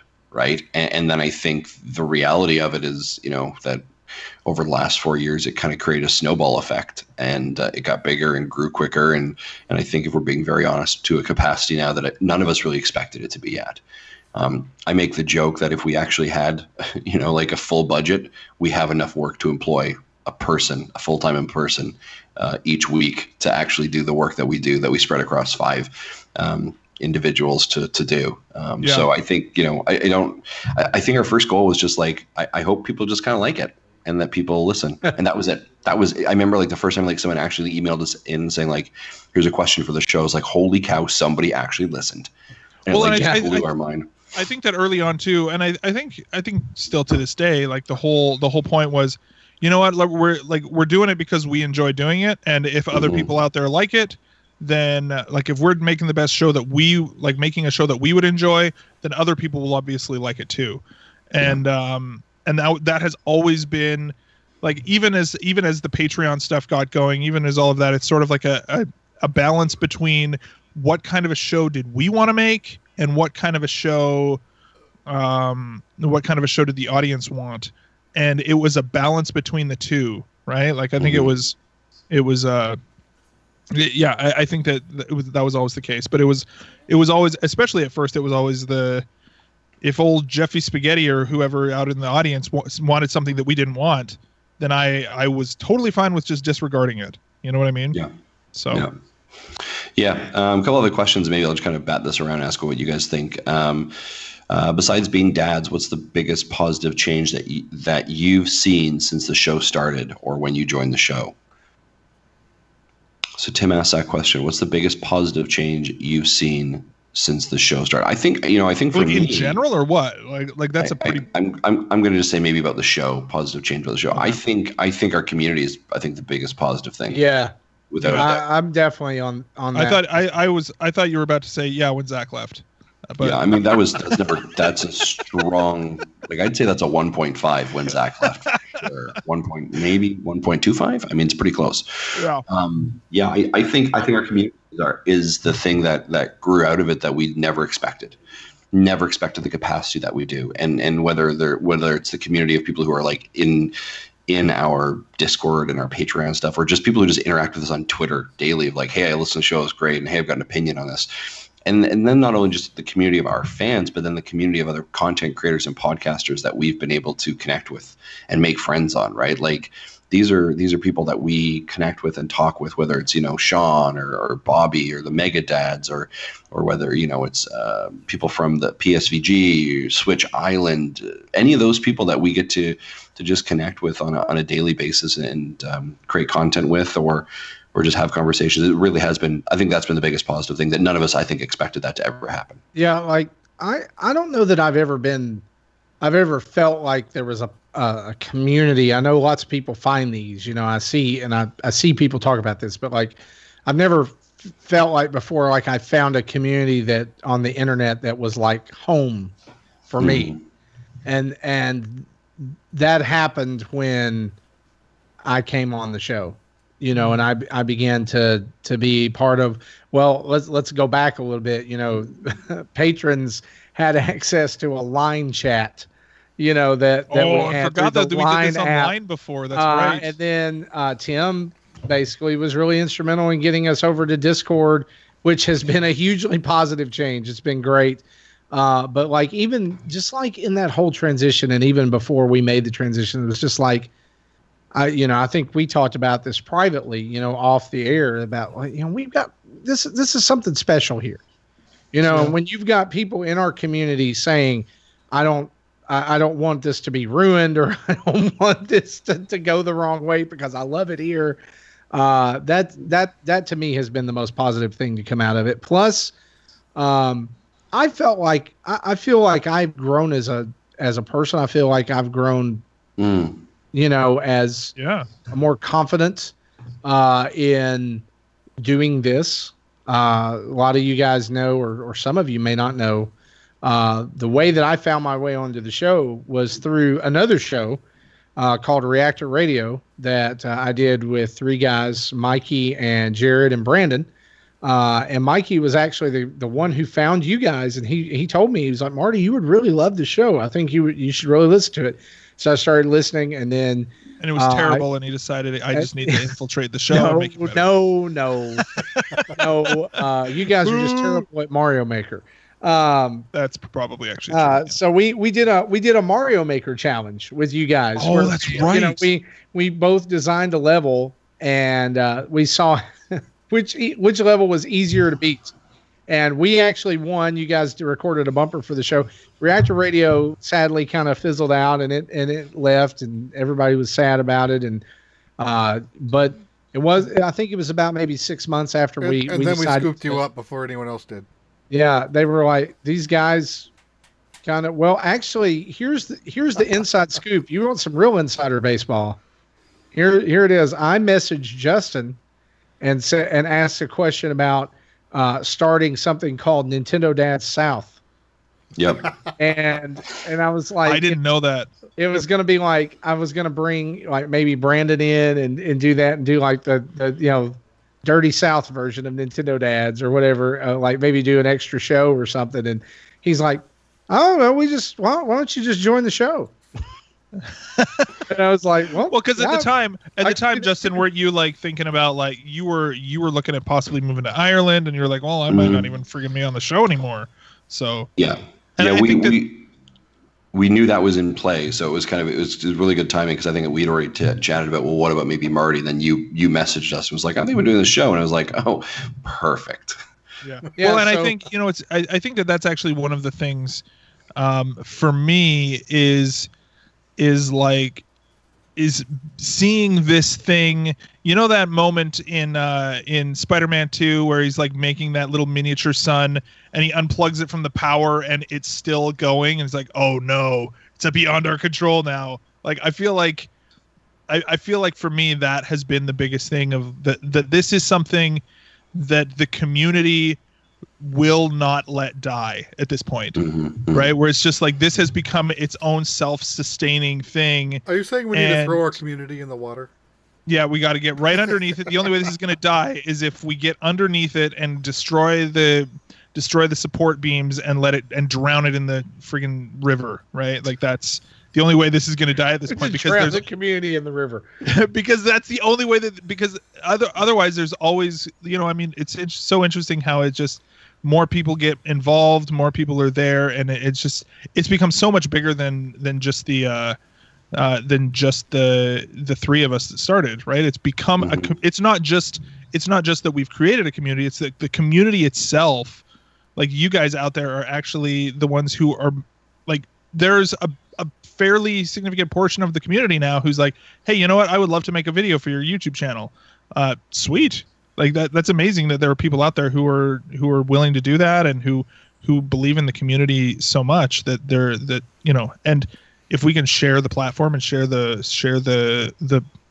stage with you guys like that to me is the coolest piece of all of it, is that it is self-sustaining and will not die now. So that's pretty cool. Yeah. Gary, what are your thoughts? I'm the newest. I've not been here very long at all. But what other people might not know is that I've actually worked closely with you guys for years, really. I mean, I've been listening since pretty much the start. And then I kind of joined in as, I suppose, an unofficial events guy. And did a Europe correspondent. Yeah, did a few little bits and pieces here and there. And so I've seen it, I think I started listening to you guys around episode 12, so it was really early on. Dang, dude. So I've seen it grow lots. Like, it's kind of strange, isn't it? Because you started this when the Wii U was sort of on the floor, shaking around. It's not so doing funny. very good. I'm gonna look up because the very first episode that we had. Sorry, I'm gonna let you finish. I'm gonna look up there was a Nintendo Direct that we did on our very first episode. I'm gonna find out what was announced at that Nintendo Direct. Anyways, continue. Continue there, Gary. So I've actually want to throw a question back to you guys. How's it changed to you now that we've got a console with content? Do you find it? We used to have episodes that we would just like string out, like the longest game. And I think that's the funny part is that would also give us opportunity to really be like, so parenting. Let's talk about that, shall we? Well, Yeah. and it's interesting that you bring that up because people commented on that as you asked for questions. That they said that one of the things that they kind of miss about the show is that we used to talk a little bit more about that. And I would say to that it's not that we're ignoring that or trying to avoid it. It's just some weeks, like especially since E3 and on this year, have just been so news heavy and so release heavy that and just again, inside baseball here, when companies send you codes and they're like, hey, we want you to play our game. Well, then you need to talk about those, right? You need to spend a chunk of time. Sometimes you do.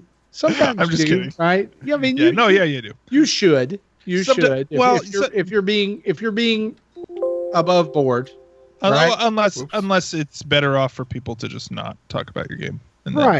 Right. And so, I mean, there's tons of stuff. Anyways, yeah. Basically, what I'm trying to say is there's tons of things going on, and there's tons of news, and there's tons of games, and so yes, I remember those Wii U days, Gary. where we were like, "Hey, a virtual console game came out this week! Yay!" It's Solomon's Key. Yes. Yeah, I mean, I think for the parenting thing, we used to have dedicated segments for kind of like parent dad chat or whatever it is, but I think now it's more hopefully intertwined into the show a bit easier, right? And I think it colors the lens that we approach a lot of things from, right? I have a very strict stance on what games I play in my house because I'm a parent, because of my daughters, right? And what content I want them to see.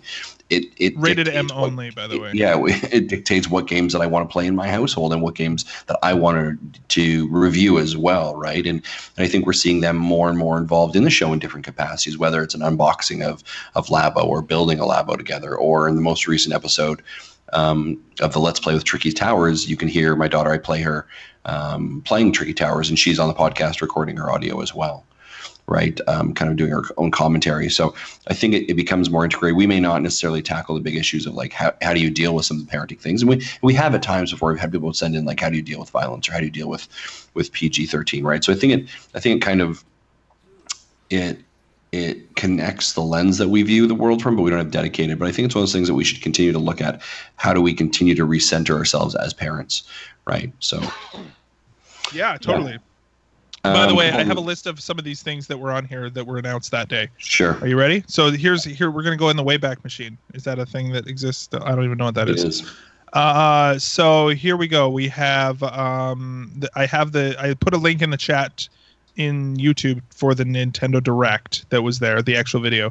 So Majora's Mask 3D on the 3DS was announced.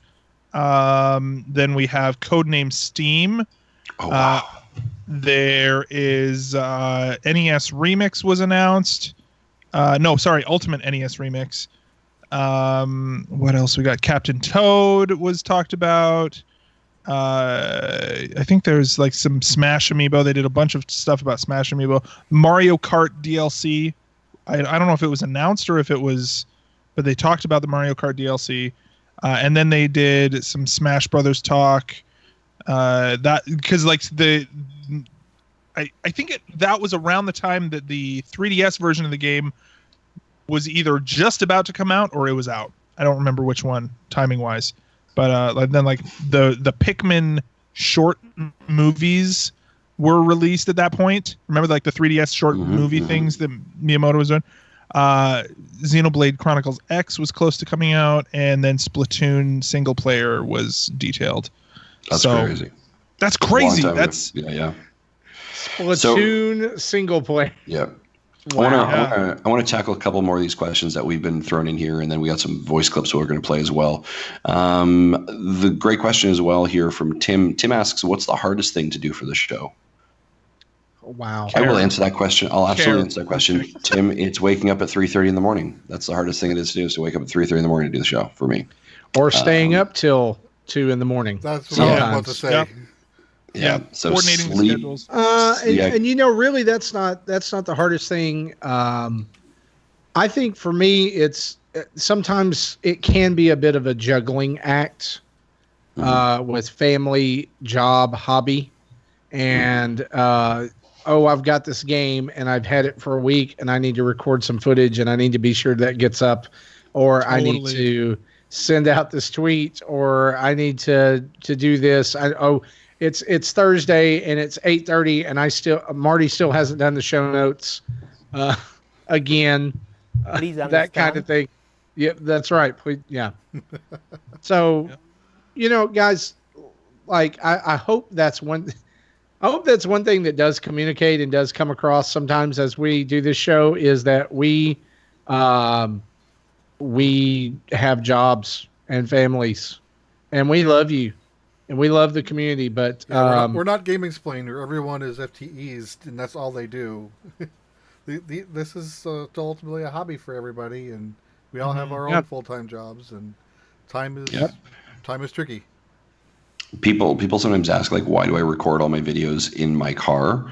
Because you have to. Because that's the quietest place you have. That's the quietest place I have to do a recording, and that's it, right? You'll sometimes see it's in my car for breaking news or whatever it is, because literally it just came out and I have I've got 15 minutes. I can do something really quickly. So I do all my game footage recording at home in my bedroom, and then I have to take my laptop that I've recorded it on up to my office and process it and do the cover thing and all that, because that's where I have internet. Yeah. Yeah. A couple of things I just want to kind of read through here as well. This comes from Tim as well. Thank you so much for being the type of show you are, finding your podcast back in 2016 and asking my first question was something has started something I never saw coming, a long-lasting friendship with an awesome community of creators and gamers. And finally, thank you for the opportunity you've given me to live my dream to become a video game reviewer. Now, if I could win the lotto and not work, that would be great. Cheers to the next 200. A couple more comments I want to add here and kind of get statements here. Can I read one? Can I read one real quick from the chat before it scrolls by? Sure, of course. Yeah. So this is from Robert Aaron House. Question for you all: 200 episodes in. What is your favorite personal favorite moment from the show? I want to say that. Wobble Buffett? Yeah, that's a good one. I want to say that obviously I can't remember. Was it the Extra Life last year with the shirtless dancing thing? Was for Justin. That one for sure. Very specifically, Zach auctioned off Justin's body. That's exactly that I would cross the $300 mark. For Extra Life. Thank you. No, that's perfect. I love it. I think it was $350. I think I remember you saying, if we make it to $350 during this podcast, Justin will take off his shirt.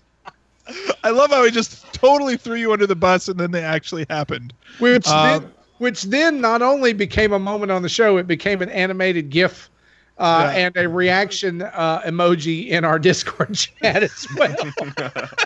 You can blame me for the animation. I don't know who did the it's so icon. Good. And then I did the icon. So that's one of them for sure. The other one is actually Justin, when you and I went to, it wasn't even like an episode thing, but it was when you and I went to what was it, Calgary Expo, and met Charles Martinet there. Like that was cool. That was very cool. That was pretty cool. I really that's definitely. And what was the other one? When we did that live show with what was it? We did a live show up in Edmonton, and we met up with Sean Capri and went board gaming. Yeah. Oh my gosh, we went on that It was like some sort of like weird polyamorous 3-way date at the board game cafe. Yeah, that's exactly what it was. It was a bro day. Sean Capri, we love you. I don't see enough of him in my life. I think mine is making Justin mad enough in my first official appearance on the show as a host for him to almost kick me off. Because I removed Donkey Kong Tropical Freeze from the 10 greatest Wii U games of all time. And then I showed up on the show the next week wearing a Donkey Kong mask. Yep, that was pretty good. As an apology. I think for me, you guys sent me down to EGX Res in London and booked a bunch of gameplay slots and a couple of interviews here and there. One of them was exclusive one-on-one hands-on with Travis Strikes Again. So I turn up just expecting a bit of gameplay footage and stuff, and I get a tap on the shoulder as I'm playing, and it's Suda51 stood right behind me. Wow. And straight away I knew exactly what was going to happen. They're like, the press room's ready for your interview now. I was like, I haven't got any questions. I haven't had a drink for 3 hours. The place is boiling hot. My phone's dead. This is going to be bad. And guys, listen, we cannot exclude the greatest Nintendo Dad's memory of all time, which is the day that we realized that people could buy a king-size bed cover with our faces on it. Yes. I love it. Speaking of that, have we updated the art with that site to include? Yeah, we have. We're going to talk about that one at the end of the show as well. Okay. All 5. Yeah, and Jesse, Nice, Jesse, how about yourself? I've been trying to think, but as you get older, the memory is the second thing to go. I don't remember what the first thing is. So Jesse has no good memories because Jesse secretly hates us all. Well, maybe that's a good thing because you don't have any. If there was the bad memories, I probably would remember those. We know that Jesse's favorite memory was the Euro Boys. Oh, God. Literally last week. Last week. Yeah, Just whatever the latest show is. That's Jesse's favorite memory. right. Yeah. Well, So I go think ahead, Jesse. in terms of what announcement or I remember was the most excited about. I think it was like that Switch announcement last January was exciting, and y'all did a live reaction show, and I wanted to be on it, but I was on an airplane, and I missed the first. I was coming home from a business trip. I missed like the first half an hour. So as soon as we have wheels on the ground, I get on my phone and try to start watching it as much as I can, and then it finished. That show finished just as I got to the car, and then I hopped on to the to your, I think it was the Hangout or whatever you had going on to listen in to your post show. Yeah. Let's do this, Jesse. Let's throw over a couple of the audio clips that we've got sent in. Maybe give those a listen. If that's all right. Sure. Okay. So we've asked people to send in some clips. Maybe as Jesse's just getting that ready, I'll read another one here as well.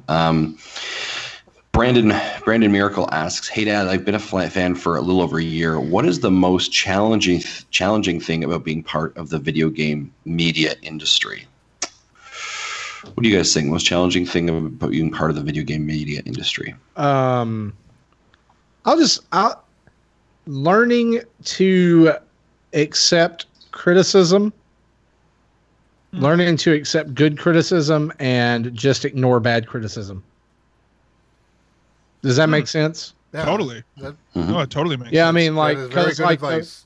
the first week that I was on the show, we got a 1-star review on iTunes that basically said, "I hate that new guy."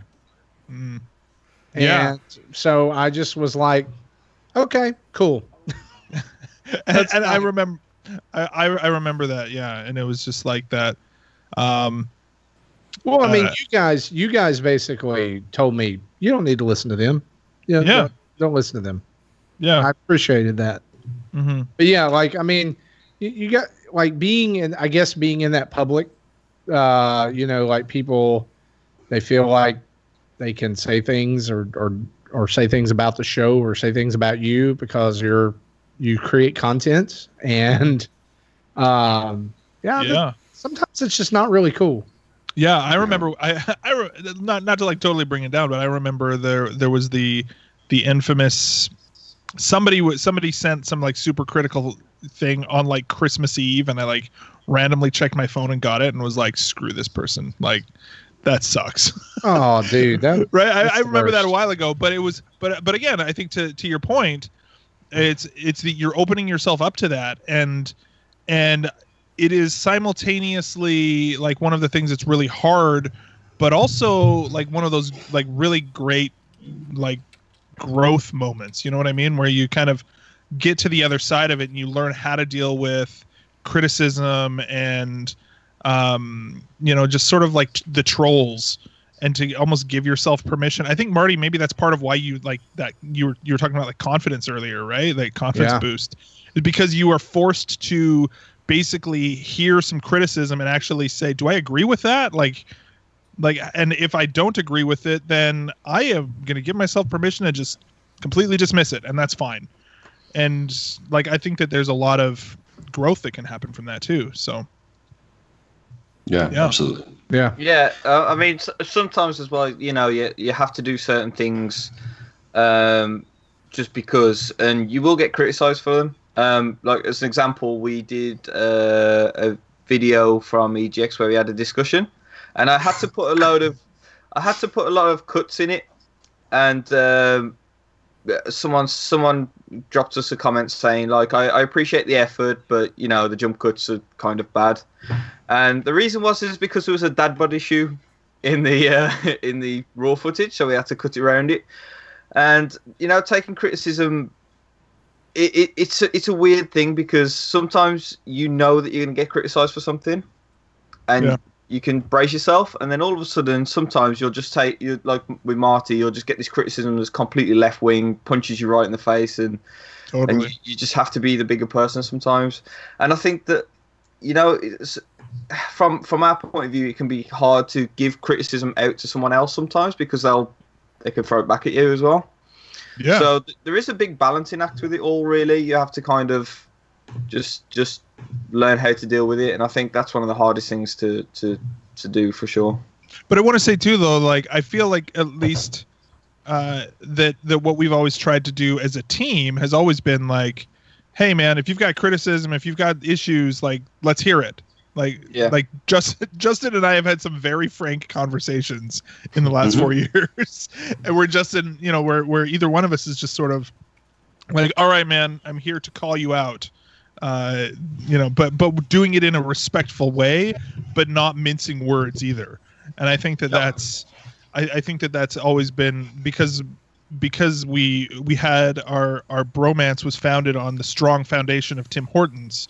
Absolutely. We were able to weather the hard times. Mm-hmm. But if it was over like something like Starbucks, this would be done. Yeah. Although Tim Hortons lately, like we're talking like 4 years ago, Tim Hortons, I've been hearing that they've been going downhill. I don't know if that's true. Dude, but I haven't had any for over a year. All right, I have withdrawal. Yeah, you got the shakes, the Timmy shakes, which is a dance move also. I was going to say Timmy shakes. So wait a minute. Yeah, like all right, everybody, Extra Life. If you donate to the show, then Justin will do the Timmy shakes for you right now on screen. Well, this isn't related to the show because this event happened before we started. But I remember, I've never been good at public speaking. Put me in front of a mic, I'm fine. But put me in front of a group of people, never. Forget about it. But I had to do some presentations when I was doing my master's degree, and I had a teacher tell me that my ability to speak has improved greatly near the end of the classes versus when she first met me, and that was when I was doing the VG Tribune Roundtable podcast. So I got used to talking, and that the skill does carry over from mic to people. Totally, man. Totally. Yeah. We're going to. Do you got those audio cues ready there, Jesse? Yeah, I want to start with the video. So yeah, let's do that one. Let me cut OBS over to this, and this is Bruce Peterson's video submission. Congratulations on 200 and 200 more. It's because of you that I bought a Switch. It's because of you I spent all my money. It's because of you I'm working overtime to spend more money for the Nintendo Switch and games. Especially Overcooked. That's frying my brain. You know what? Cheers to 200 more and maybe 200 more after that. We'll see, right? Switch on. That's fantastic. Thank you. That's a box quote right there. Nintendo does. Yeah, Nintendo Dad's now promoting debt since promoting debt since we talked about making that the Nintendo Dad's official seal or whatever. There's the quote. That may be made you buy it. Yeah. Bruce, the Nintendo Dad's blackout seal of approval. Yeah. Bruce is also a Patreon supporter, and he sent in a quick message. He said, I am proud to be a Patreon supporter of Nintendo Dads and will continue even if there's less Canadians in the weekly episodes. Merci beaucoup. Thank you very much, Bruce. We appreciate that. Jesse, what do we got next? Okay, our second video is from Gani7789 on Twitter. Known as Jack. Let me get yeah. He's been around forever, too. Yeah. Hello, Nintendo Dads. It's Gorny here from N Podcast System. On behalf of both me and Matthew, I thought I'd just have a quick message to you to say congratulations on your 200th episode and the 4 years of running the whole podcast itself. I've got to say what a fantastic job you guys have done for the last 4 years, and like the fact that you're still doing podcasts now for this long is incredible. I'm still subscribed. I still listen when I can every other week or so, and it's just you all guys got such a great chemistry and stuff like that. So it's great to hear that you're still getting together and still doing these things, even though you've got basically other sides of the world and things now. So But yeah, keep doing what you're doing, and really appreciate all the support you've given us throughout the years as well. And it was very nice to meet Justin recently, and of course Black Cat Gamer himself, Gary Getro. So cheers, guys, and enjoy the rest of the year. Cheers. Bye. That was great. Yeah, thank you so much, Jack. And Jack has been following us and supporting us since the very beginning with his show as well. And yeah, it was fantastic to meet him face to face a couple weeks ago when we were in Birmingham for the EGX. So that was absolutely fantastic. I'm going to read a quick email here as well. This comes from Drew. Congratulations to 200 episodes and 400 years. Truly amazing. You guys have truly changed the way I play and interact with video games. Just say 200 episodes in 400 years. It's 6 a.m. here, still struggling a bit. You guys have truly changed the way I play and interact with video games. Every Friday morning when I get in my car to work, go to work, it's a moment I look forward to know that I can relax, catch up on news, hear family-friendly chatting, and get a good laugh. What you guys have done is so much more than just a podcast. You've created a community, a news source, competitive environment, support group at times, friendships, but most importantly, family. A lot of us have gotten to know each other over the years, and we can thank you guys for that. So thanks again, and thanks again to find time away from your real jobs and family to provide us with amazing adventures. Here's to 4 more years and 200 more episodes. That's from Drew. Thank you, Drew. That was fantastic. We appreciate that. Jesse, press the button on the next one. We apparently lost Gary, so hopefully he comes back. So here's audio number 1. Hello, Nintendo Dads. It's Adam from the Mega Dads, and I just want to congratulate you on 4 years and 200 episodes of the Nintendo Dads podcast. Wow. Could you guys please shut up? There is not that much Nintendo stuff to talk about for 5.5 hours every week. Let Justin go to bed. Just let him sleep. You know, like, I'm sure you guys are very excited about Chicken Wiggle Workshop. We all are. But let's just pump the brakes a little bit and maybe reevaluate the amount of content that you are crapping out onto the internet. But in all joking aside, congratulations on this amazing achievement. In 4.5 years, John and I have barely managed to squeak out 55 episodes. So you guys are on the right track. You know, this seems as good a time as any to announce. I don't want to steal Jesse's thunder. I don't know if he was planning on bringing this up on the show tonight, but I can't wait any longer. I have to announce mine and Jesse's side project that we've been working on for months. This has been in the works for a long time. It's called Adam and Jesse Review Artisanal Sandwiches. And this is going to be a video series where Jesse and I travel coast to coast sampling this nation's finest homemade sandwiches. I am so excited for this. And then we review them. It's going to be a fantastic time. This, of course, means he's going to be taking an extended leave from your show, and also his family. Naturally. I think this show, we plan on running about, 5 years this will go, and then I'll bring him back. I'll make sure and fill up the tank and bring him back. He'll be fine. So please, you guys, be on the lookout for Adam and Jesse Review Artisanal Sandwiches. It's going to be debuting next month on YouTube. But yeah, congratulations on your show. I mean, that's good too. Yeah, that's fine. Whatever. Congratulations, guys, on 4 years, 200 episodes, and 14 hosts. Have a good one, guys. And that's one of the funny things I do. Speaking of favorite moments, I think one of my other favorite moments is when the Mega Dads decided to do kind of a theory of who would win in a battle royale match. And so it was this time it was me and Zach, and he's and the other guy, what's the other guy's name? Eric. Yeah, that's where Eric came from. And so that's where Eric came from. And I love the fact that joke has continued through and through. Couldn't remember Jesse's name, called him Eric, and that is one of the favorite things. So the last time he was on the show, Eric, of course, it came resurfaced. So that was the name. We used Eric in the name of the title, and as the thumbnail, I used my Tingle avatar with negative filter on it. It just looked horrible. Amazing. Yeah, it was great. It was fantastic. We got another voicemail, right? Yes, it's from the other Megadad.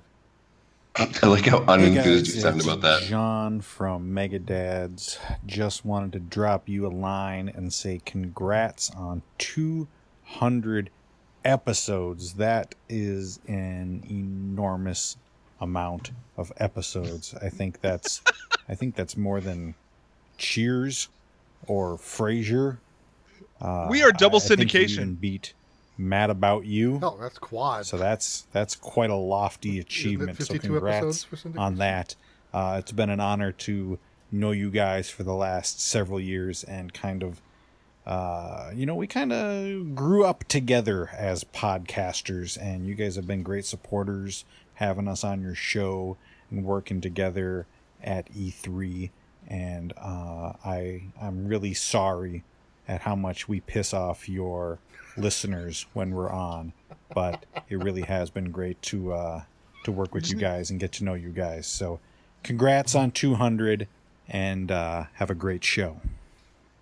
Yeah, We just need to make sure that we flag those episodes as explicit, and there's no big deal, right? Like it's That's exactly it. Yeah, That's for, exactly. so for the newer people, if they're not familiar, for people who aren't familiar with Megadads, they have no filter.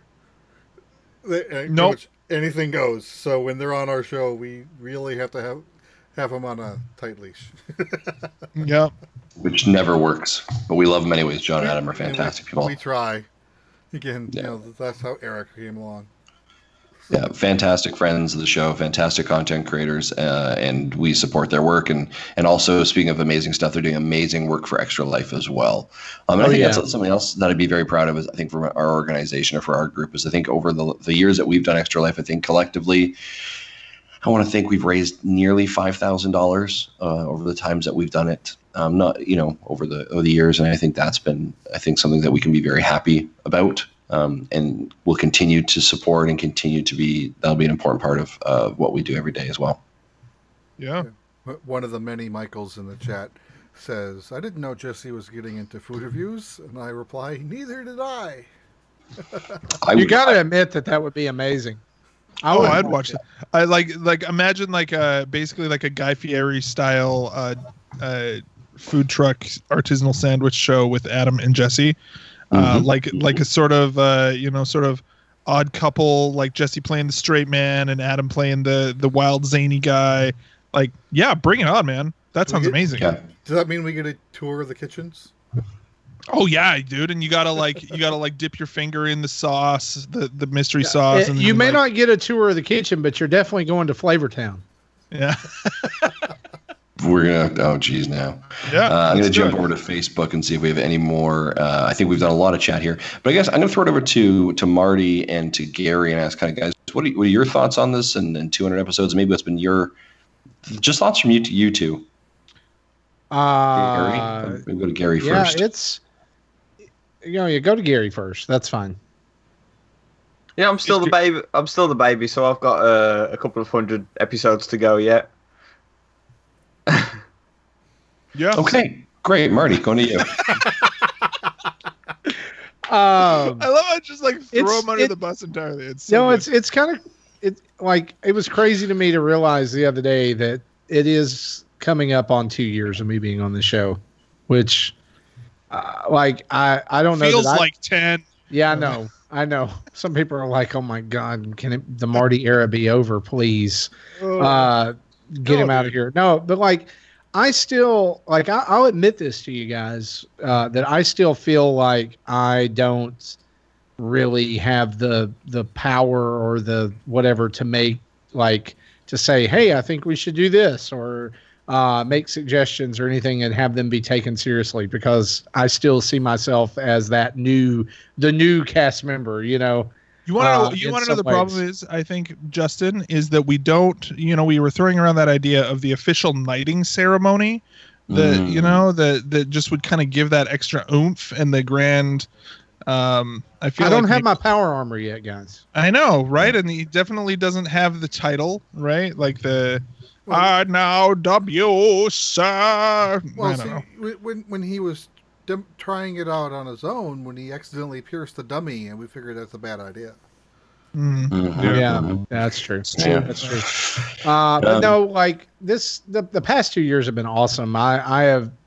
I've really enjoyed my time here, and I've already mentioned, I think, my favorite part, which is the community. You know, it's the community has been a huge part of my life. Like, I love checking in. I love to see what people are doing. I love to see what people are playing, and how they're reacting to those things, and seeing, like, now that we have Discord, and you get access to all of those channels in there, like even stuff that's not video game related, like like people's toy collections, or what they're eating, or where they're going, or things like that. Like, I just realized my favorite part of the entire Nintendo Dads community. And what is that? It is the After Dark channel in the Discord. You would. But no, like the only channel we have an age lock on. Yeah, all that stuff, just the community, and like, I guess just my feeling on it, and summing up, is that just like, and this may sound super cliche and like white girl with the pumpkin spice latte and Ugg boots, but like, I just like, I feel very, oh my gosh, I feel very blessed. Awfully specific. Yeah, Hashtag I feel blessed. very blessed to be a part of the show and to be a part of the community, and to totally, get to do this every week. That, like, people willingly tune in and say, "Hey, I would love to hear. I want to hear your opinion on this," or awesome. stuff like that. So yeah, Like, Even if it's on topics we don't want to give opinions on. Sure. Yeah, I'm in for however many episodes people will have me. I'm like, I love doing Hashtag this. blessed, man. Hashtag blessed. Yeah. Final couple of questions I want to tackle here. These are on our Facebook page. Jason asks, "Hey," or says, "Hey, I've been listening since beta," and I'm sure you've said it before, but recap how you found each other. We've talked a little bit about that. And why Marty and Gary were choices to join the team, what you felt they brought to the table. So I'll start off with Marty. It's his sexy beard. That is the only reason that he was brought onto this table. We didn't feel there was enough real meaty beards. Mine wasn't enough. We also I had a beard. I feel like I had a beard at one point in Nintendo Dad's history, For but 4 years, yeah. it was not very long lived. I think the other thing for Gary was, it was really a diversity hire. He's the token Brit. Just didn't feel like there was enough diversity on the team. We went there. I'll take that. I'll take that. In all honesty, both Gary and Marty, we had done work with them. As Marty came on and hosted a couple times. We had a good relationship with him. His passion for gaming, for Nintendo, being a father, those were all really good things. And he was able to really easily gel with us. So I think he became a natural choice to kind of join the team. Gary had reached out to me, and we had done some voiceover work together, had done some project work together. He was very creative. And then as more and more we kind of got more opportunities in the UK to do work, Gary kind of became, like, our joke was our UK correspondent. And then it just kind of naturally kind of fell into the team, and the more work that he was doing for us. A lot of the stuff that we kind of see of, like, how people join the team is they've kind of been doing a lot of work for us, or we've asked them to do work for us. And that's kind of how we bring people in. And I mean, I'll even take this opportunity now to kind of mention that Timothy Alf has kind of actually officially joined the Nintendo Dads crew as kind of our Nintendo Dads manager. He's been our Patreon manager and our community manager for quite a while, but we've kind of, said, like, you've been doing all this work, like, let's make you part of the actual team.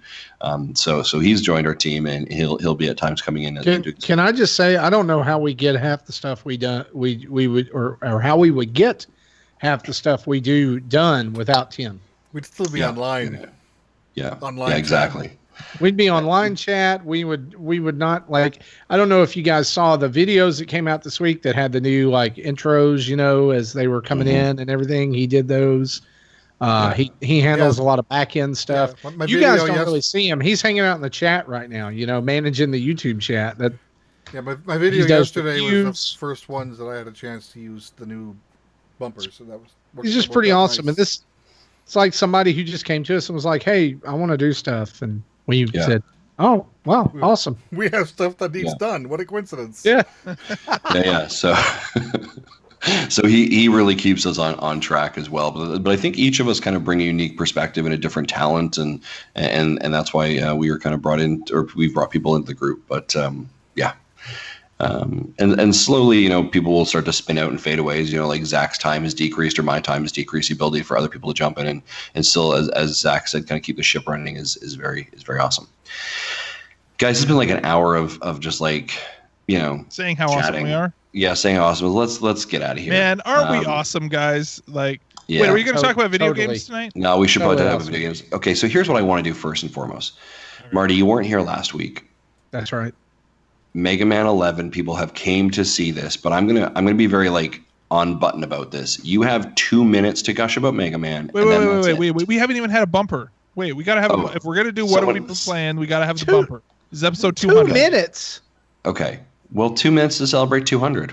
See what I did there? Where's the What type of bumper do you want? Listen, hey, what you've you, been playing Zach, about? you just decide to roll in after like being absent for 20 episodes and start demanding. Listen, man, I started. Yeah. I set a precedent that I expect to be withheld. That's what I. So I think that You know- means that we're talking about what we've been. There's your bumper. Yeah, I right, think that's that good. means that we're talking about what we've been playing. Actually, All right, cool. That is okay, Marty. Okay, Marty. There we go.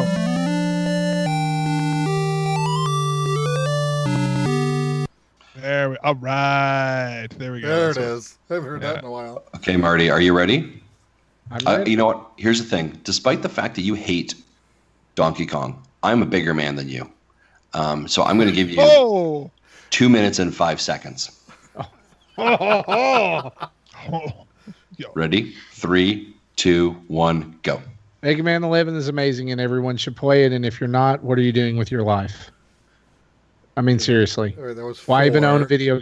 Why even own a video game system if you're not going to play Mega Man 11? No, I'm serious. I love this game. I managed to finish it this weekend. I actually played through the entire, campaign. I know that there's like you can play through afterwards and unlock a few different things.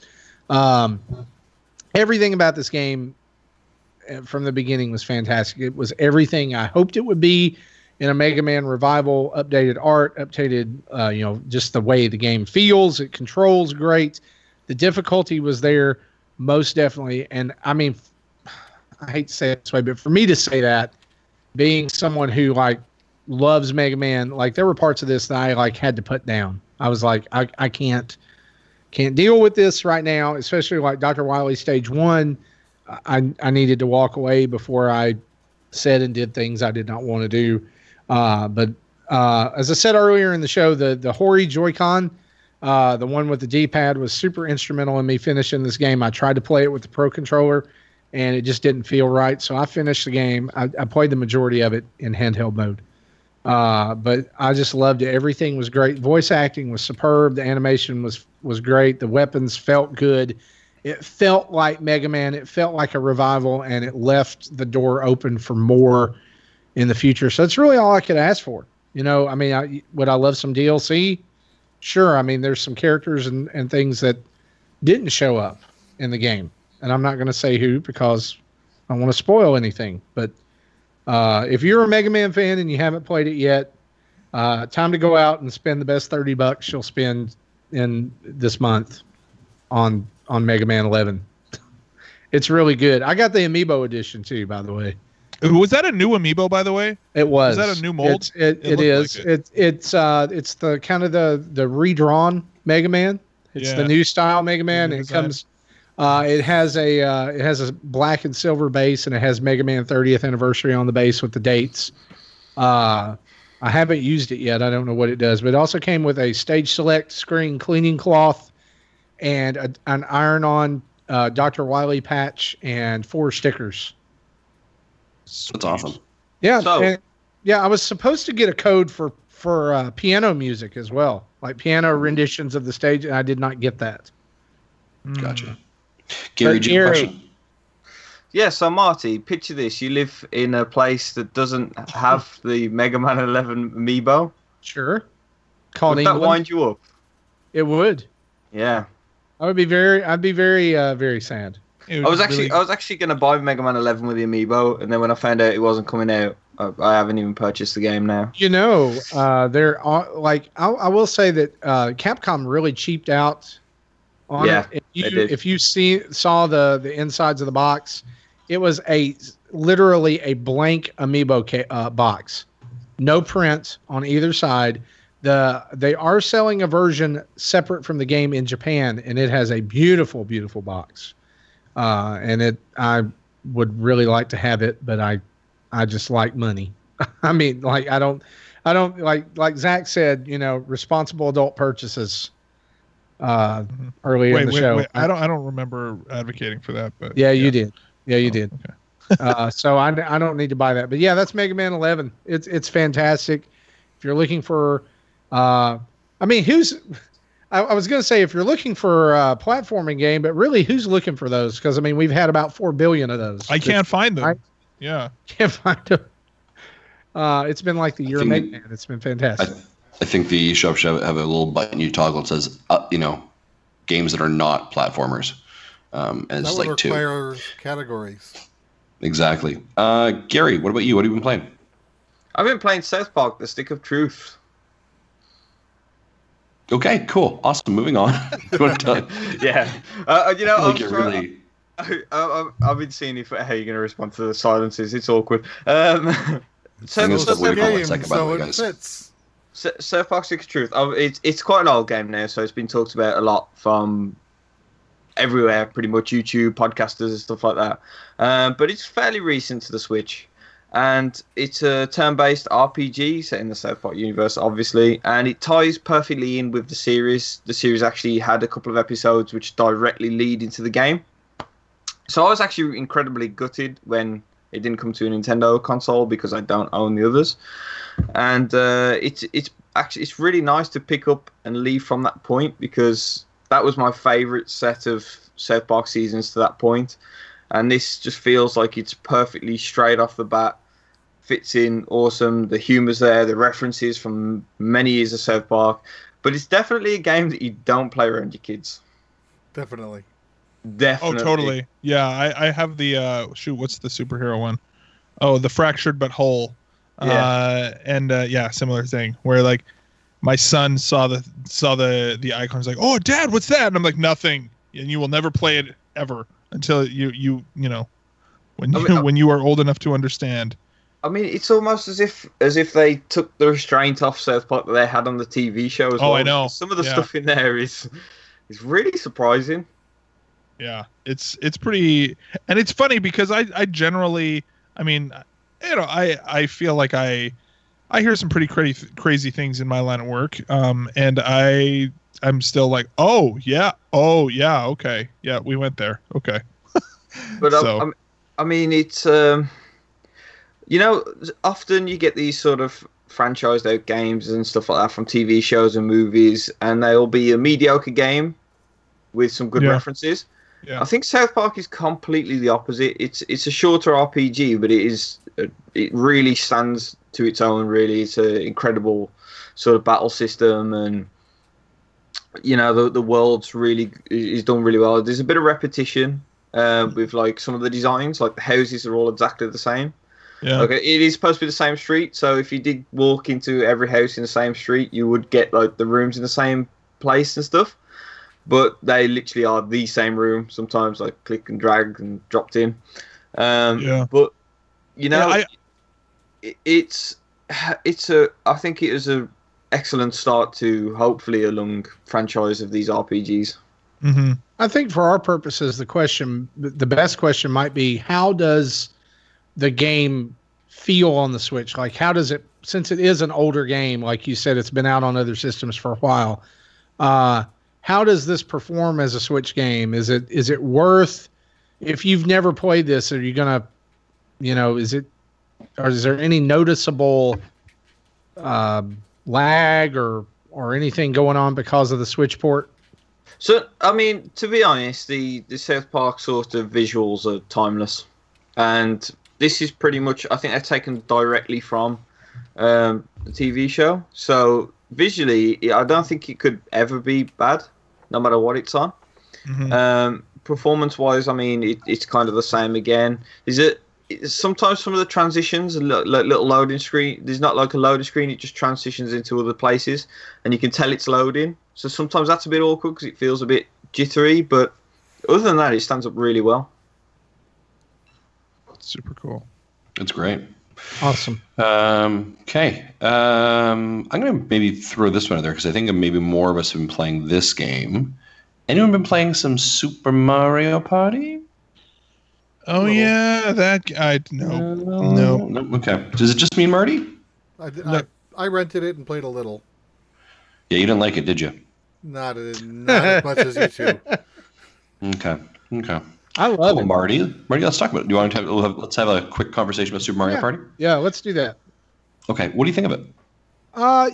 I found it to be very refreshing after Mario Party 10, which was I had very. That's a low bar, though. That's a real low bar. It is, and it's one of those games that I had really high hopes for, and there was a lot of hype around it, just for me. And then after, getting it home and playing with it for about an hour, I realized I've done everything here. Right. I love the fact that this game has a return to the actual board, board game mechanic. I love the fact that they have included some of the good innovations from the 3DS games lately, like allies and different dice blocks and different things. But mostly, they got rid of that god-awful let's ride in a car from point A to point B and play some mini-games style gameplay. And they also made mini-games worth playing again. That, that aren't just some arbitrary punch a button or jump through this and it's super easy or whatever, right? I don't know, just as a whole package, I'm still unlocking things. I'm still finding things out about the game. But so far, it's been great. My family and I have played it a lot. We did the party, like your standard party mode. We did the river rafting mode. And we've done there's one where you play mini games, and depending on who wins, you put a square on a grid that's your color, and you can kind of flip other players' colors over if you sandwich them in or whatever. And that was pretty fun. So you're playing with Mercy? Yeah, it's kind of like that. Yeah.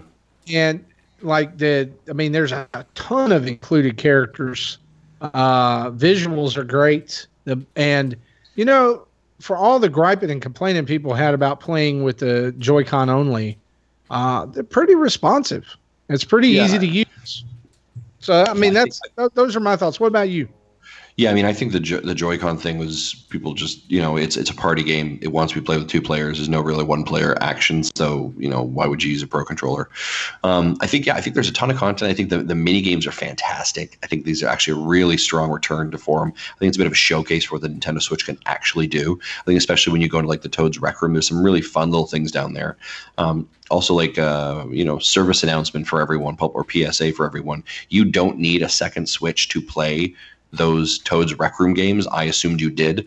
So don't kind of ignore those. So big thanks to Donnie, who mentioned it to me in our chat, and got a chance to play that.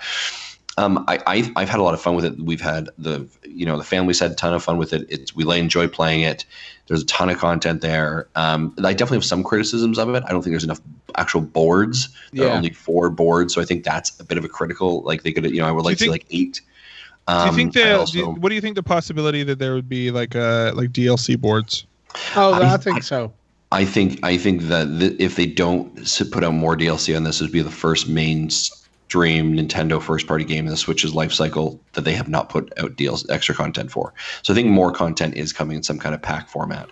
And then the other thing I would say is that the online option they provide is just, it's like they can say we did online, but they shouldn't. You can't play. I can't play. I want to play Marty online. I want to be able to play a game with him online, an actual board game, not these mini game competitions that we're having. I actually want to play a board game. So I think they, in the very Nintendo-esque way, we did 2 steps forward, 1 step back. But I really enjoyed it. We made this really awesome Mario Kart game, but we took out battle mode. Yeah. So eventually, somewhere down the line, we're going to get Super Mario Party Deluxe, and they're going to add in being able to actually play online. Yeah. And a couple more characters. But yeah, I would highly recommend it. It's been a ton of fun. I know a lot of people in our chat have been talking about it as well, but it's a great family game. I mean, it's definitely not a game, right? Justin, I think you probably agree with this. You're going to get you're going to squeeze the most fun out of it at playing with your family or playing with a bunch of friends. Correct. Right? It's not, I mean, like one player, it's serviceable. And Jesse can speak to that. I think he played it just single player. Maybe, did you play it with anyone else? I did one game solo with 3 CPU, and then I did one game with 3 humans and 1 CPU. Right. And my level of enjoyment did not improve much. Okay. It was an improvement, but it wasn't as much as I was hoping. Going back to that online mode, I did try that once as well. I played Rosalina, and a lot of the games I couldn't get the controller to do what it's supposed to do, so I got like last place in every event. And so Rosalina got the least number of points, so she like sat on her pedestal, kind of gave this mopey look. I put a tweet out and I said, "I feel exactly the same way right now. I am." I was not happy. But I will say that one thing that I did enjoy too about the game is that a lot of the games are very easy to pick up and play. Right, mm-hmm. a lot of the games, even the one, especially the ones with motion control. Mm-hmm. Like there's one where you're cooking a cube of steak. Yeah, and you have to flip it in the pan. See, that's the example everyone uses. I never played that one. It's very intuitive, and one of the ones though that just kills me is it's called Trike Harder. Mm-hmm. And it's the like the bicycle one, and you like have to move the Joy-Con as if you're pedaling. See, and my character was Boo when I played that, and it looks ridiculous because he has no feet. Floating along. So I mean, yeah, there's a lot of, and I do like. I mean, they've kept a lot of stuff. There's items you can use during the boards, and all. I mean, there's board hazards and different things like that. Do expect as you play the typical level of Mario Party cheapness. Mm-hmm. If you're playing with any computer players, by the way. Yeah. But I mean, overall, I think if you're looking for another family-oriented game, if you're looking for something you can play with multiple people, especially if you're looking for a way, and I don't know that anybody's really looking for a way to showcase the Switch anymore. I mean, I think it speaks for itself in a lot of ways, but if you needed to do that, then this is definitely a game to do that with too. Yeah, and at least it's in an enjoyable package, and it's not 1-2 switch. Yeah, exactly. All right, let's go over to Zach. 2 minutes on what you've been playing. Yeah. So a couple of things. I haven't been playing a ton, but I a while ago I picked up when Final Fantasy 15 Pocket Edition came out. I picked that up with the intent of like reviewing it for the channel. And I'm not going to lie to you guys. I got like maybe 45 minutes into that and was like, oh, is this what the whole game is? Like it's not. I keep seeing that it is a good, or that it is a fairly accurate, or like I've heard that it's a faithful representation of that game. But the sort of chibi Pocket Edition version, I couldn't do it for more than like 45 minutes, and I was just like, this is nightmarish. I don't know why so many people are buying it. So that's a hot take for you. I'm not a big fan of that at all. That Final Fantasy 15? I bought it just because it was $18, but I haven't had a chance to play it yet either. It's pretty well. The problem is too is that the Xenoblade Chronicles 2, the expansion came out like the same week, and that was actually a really I think people if you want to get the basic sort of Xenoblade experience in a smaller campaign, you can get the Golden Country. Torna. Yeah, it's Gary. awesome. You've been playing that, haven't you? Yeah, it's amazing. It's really good. It's a good place to start. Yeah. Yeah, it's really good, and it like I think it does a way better job of introducing those game systems. They've kind of simplified the game systems a little bit, and they introduce it to you very quickly, and they stack it very quickly. But I feel like they give you enough chance to understand what's going on, and then they immediately add more to it. And so, whereas like the original Xenoblade Chronicles 2, it took like 20 hours of gameplay before you had the entire battle system given to you, and they give you the entire battle system in like 2 hours probably in this one. So it's really good. I really like it. And it's just a little bit simplified. There's not like the sort of gotta catch 'em all mechanic of all the different blades. It's much more what is it? I would say like a more what's the word where you like intentionally create a certain experience? Shoot. No, it's more fancy than that. Anyways, curated is the word I was looking. It's a more curated experience, right? They give you very specific blades in that game in the Golden Country expansion. So I think that it's actually I think it's better than the original as far as actual gameplay wise. So that's that one. Couple. Would you guys say so? The debate with it always, and I'll ask both of you because I know you're both playing it. So for someone like me who has not played it, any of the Xenoblade, and I'm interested in potentially getting in, would you start with Tora and then move in, or would you go, start with the full body one and then go back to Tora?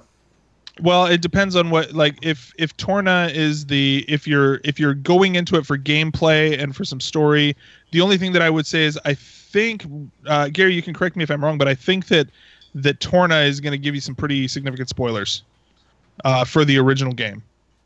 Yeah, I also think that Torna is the place to start, though. I think that like Zach's already said, the controls and the mechanics are simplified enough that it's the best entry point, but they also stack it in a tutorial that's pretty fast, pretty sharp, and sort of just about gives you time to get used to something, then they add something else on. So it's not overwhelming, but it is like constantly bombarded for about 2 hours. And then they just let you go. So you kind of have the freedom of knowing the battle mechanics, but you don't have this commitment of like, oh, this is going to be a 90-hour experience. Yeah, so, like what's the full game? I haven't finished the expansion. I'm close. It's around 20 hours, I think. Yeah, which is not bad, right? Like I think if you're wanting to get into the Xenoblade thing and you haven't already because of the time commitment, I think just play Torna the Golden Country and that's good, man. Like it's still a full RPG. Yeah, it's pretty good. Yeah. So that's that one that I've been playing. Arena of Valor, which is that free to play MOBA, which I've been playing that, and I have not spent any money on it, which I think is important to note. But they actually do a pretty good job at sort of like ramping you, like giving you more characters as you keep logging in and you keep playing. There's I want to say like half a dozen characters that you can buy pretty quickly. Like they're pretty cheap. And so you have like a wide range of characters. If you have played Dota before, or if you've played Heroes of the Storm before, or League of Legends, I guess is the other one, then you kind of have at least some idea of this game. But I think it's actually a really good sort of comparison game to those other ones in that same genre. I think I was skeptical when I heard that was the case, especially when I heard like, yeah, this was originally a mobile game. I don't know how you could possibly make this a mobile game, but I guess it was.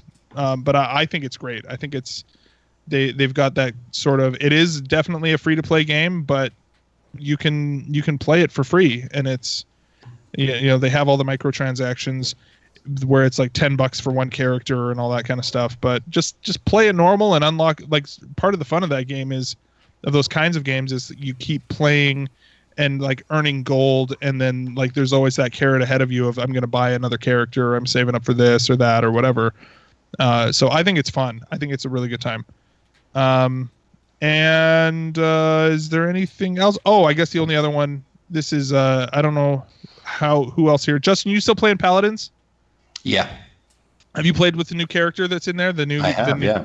Yeah, So Paladins is like that Overwatch clone. It's not really a clone. I think that's a little simplistic, but they just introduced a pirate Cthulhu captain guy. What is he, like Long John Silver from the Pirates of the Caribbean movies or whatever? Essentially, yeah. But he has essentially his main gun basically controls like Junkrat from Overwatch, like the grenade launcher thing, which Junkrat was my main in Overwatch, and so I am back into that game too. That's super fun. Junkrat, like the sort of the grenade launcher thing, is just like the best. So I've been really enjoying Paladins again too. So that's awesome. Yeah. Okay, Jesse, anything you've been playing? Yeah, this would be no surprise to anyone, but I picked up Kimono Friends Picross on the Switch. Oh, So wow. I had no idea what Kimono Friends was until I did some Googling and wikiing. Found out that it's. Did you use Did you use the safe search filter? Always. That sounds like the kind of Google search that you need the safe search on. Yeah. So apparently this was like a manga, then turned anime last year. With the story is like there's this Japanese zoo that had moon dust or space dust land on it, and then all the animals turned into anthropomorphic animals. So they're humans. Of course they do. Dressed like you do. You do. And so I'm like, oh, okay. And I remember this meme from last year where at a real zoo, so probably Japan, but I don't know 100% sure, they put a cardboard cutout of one of the penguin girls in the penguin's bin, and one of the penguins actually was attracted to it and would hang out with the cardboard cutout. It was a meme for a while, but that franchise is where these characters came from. So similar to the Hello Kitty one from a few months ago, you solve puzzles and you unlock anime waifus. Then something else that I've been dabbling with, I picked up this book called Programming Games for Intellivision. So someone developed like a basic interface to write games for. You could write software for the Intellivision instead of having to go into the bit level assembly, which is how they did it back in the 80s.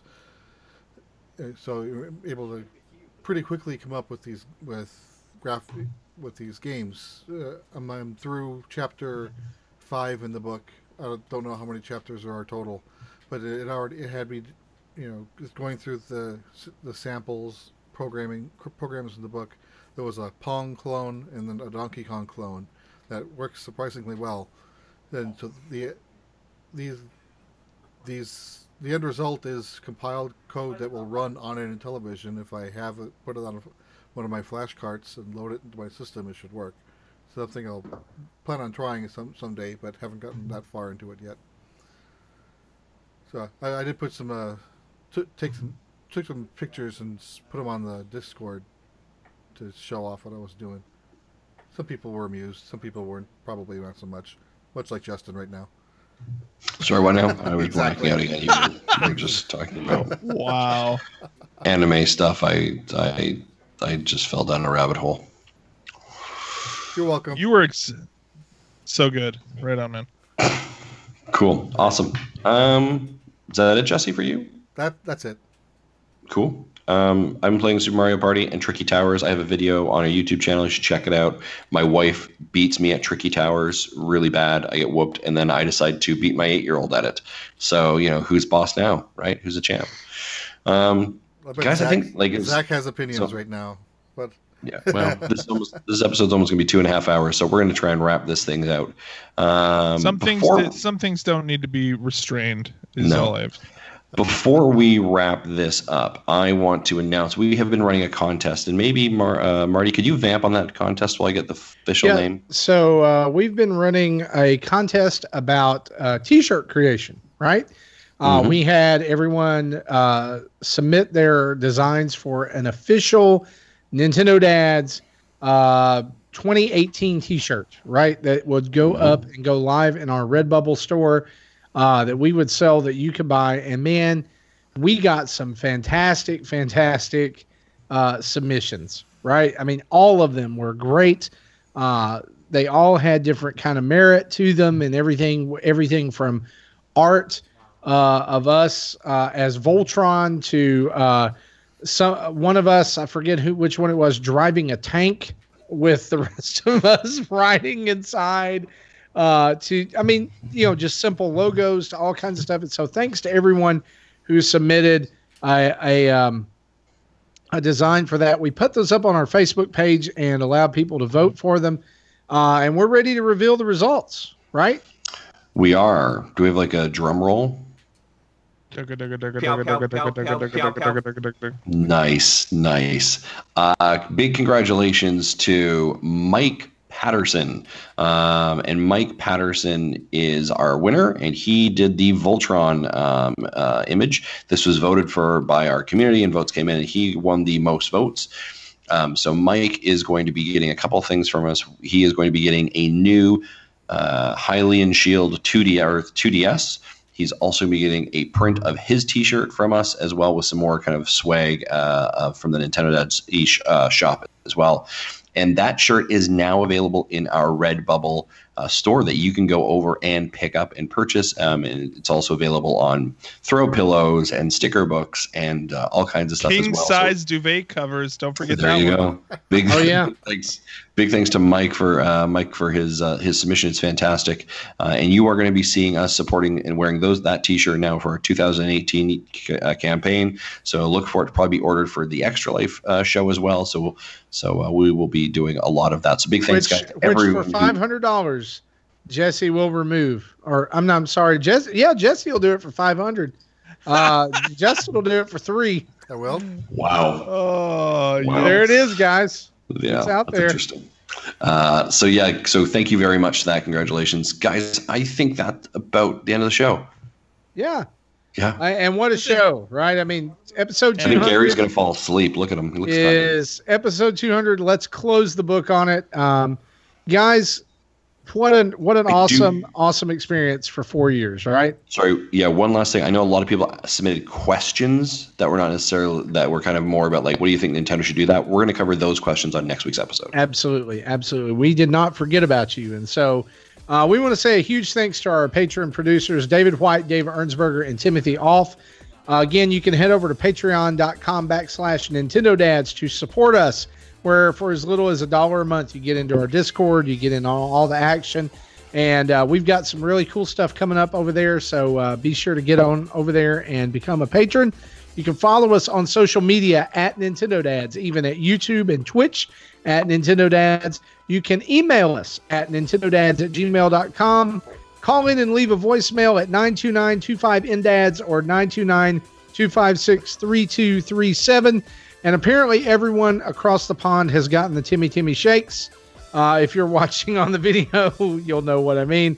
Also, if you want to buy sweet Nintendo Dads merchandise like that T-shirt we just talked about, you can go to tiny.cc/Nintendo Dads store, all lowercase. Big thanks to OC Remix for music throughout the show, and Adam Leonard and Carter Johnson for always doing our awesome artwork. Guys, you know what? Usually I say bye-bye, but tonight we're going to go around the horn and everybody gets to say bye-bye because it's episode 200. So, who's starting? Farewell. The long, awkward pause. Wow. Bye-bye. Bye-bye. Thanks for helping, guys. Yeah. Bye from the Euro Boys.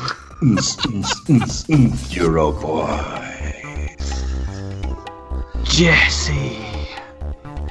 And the Euro Boys. Episode 200. Bye-bye. Oh, boy. Jesse can't take the heat. Thank you for listening to Nintendo Dads. Please understand. Wobble puppet. Wobble puppet. Oh.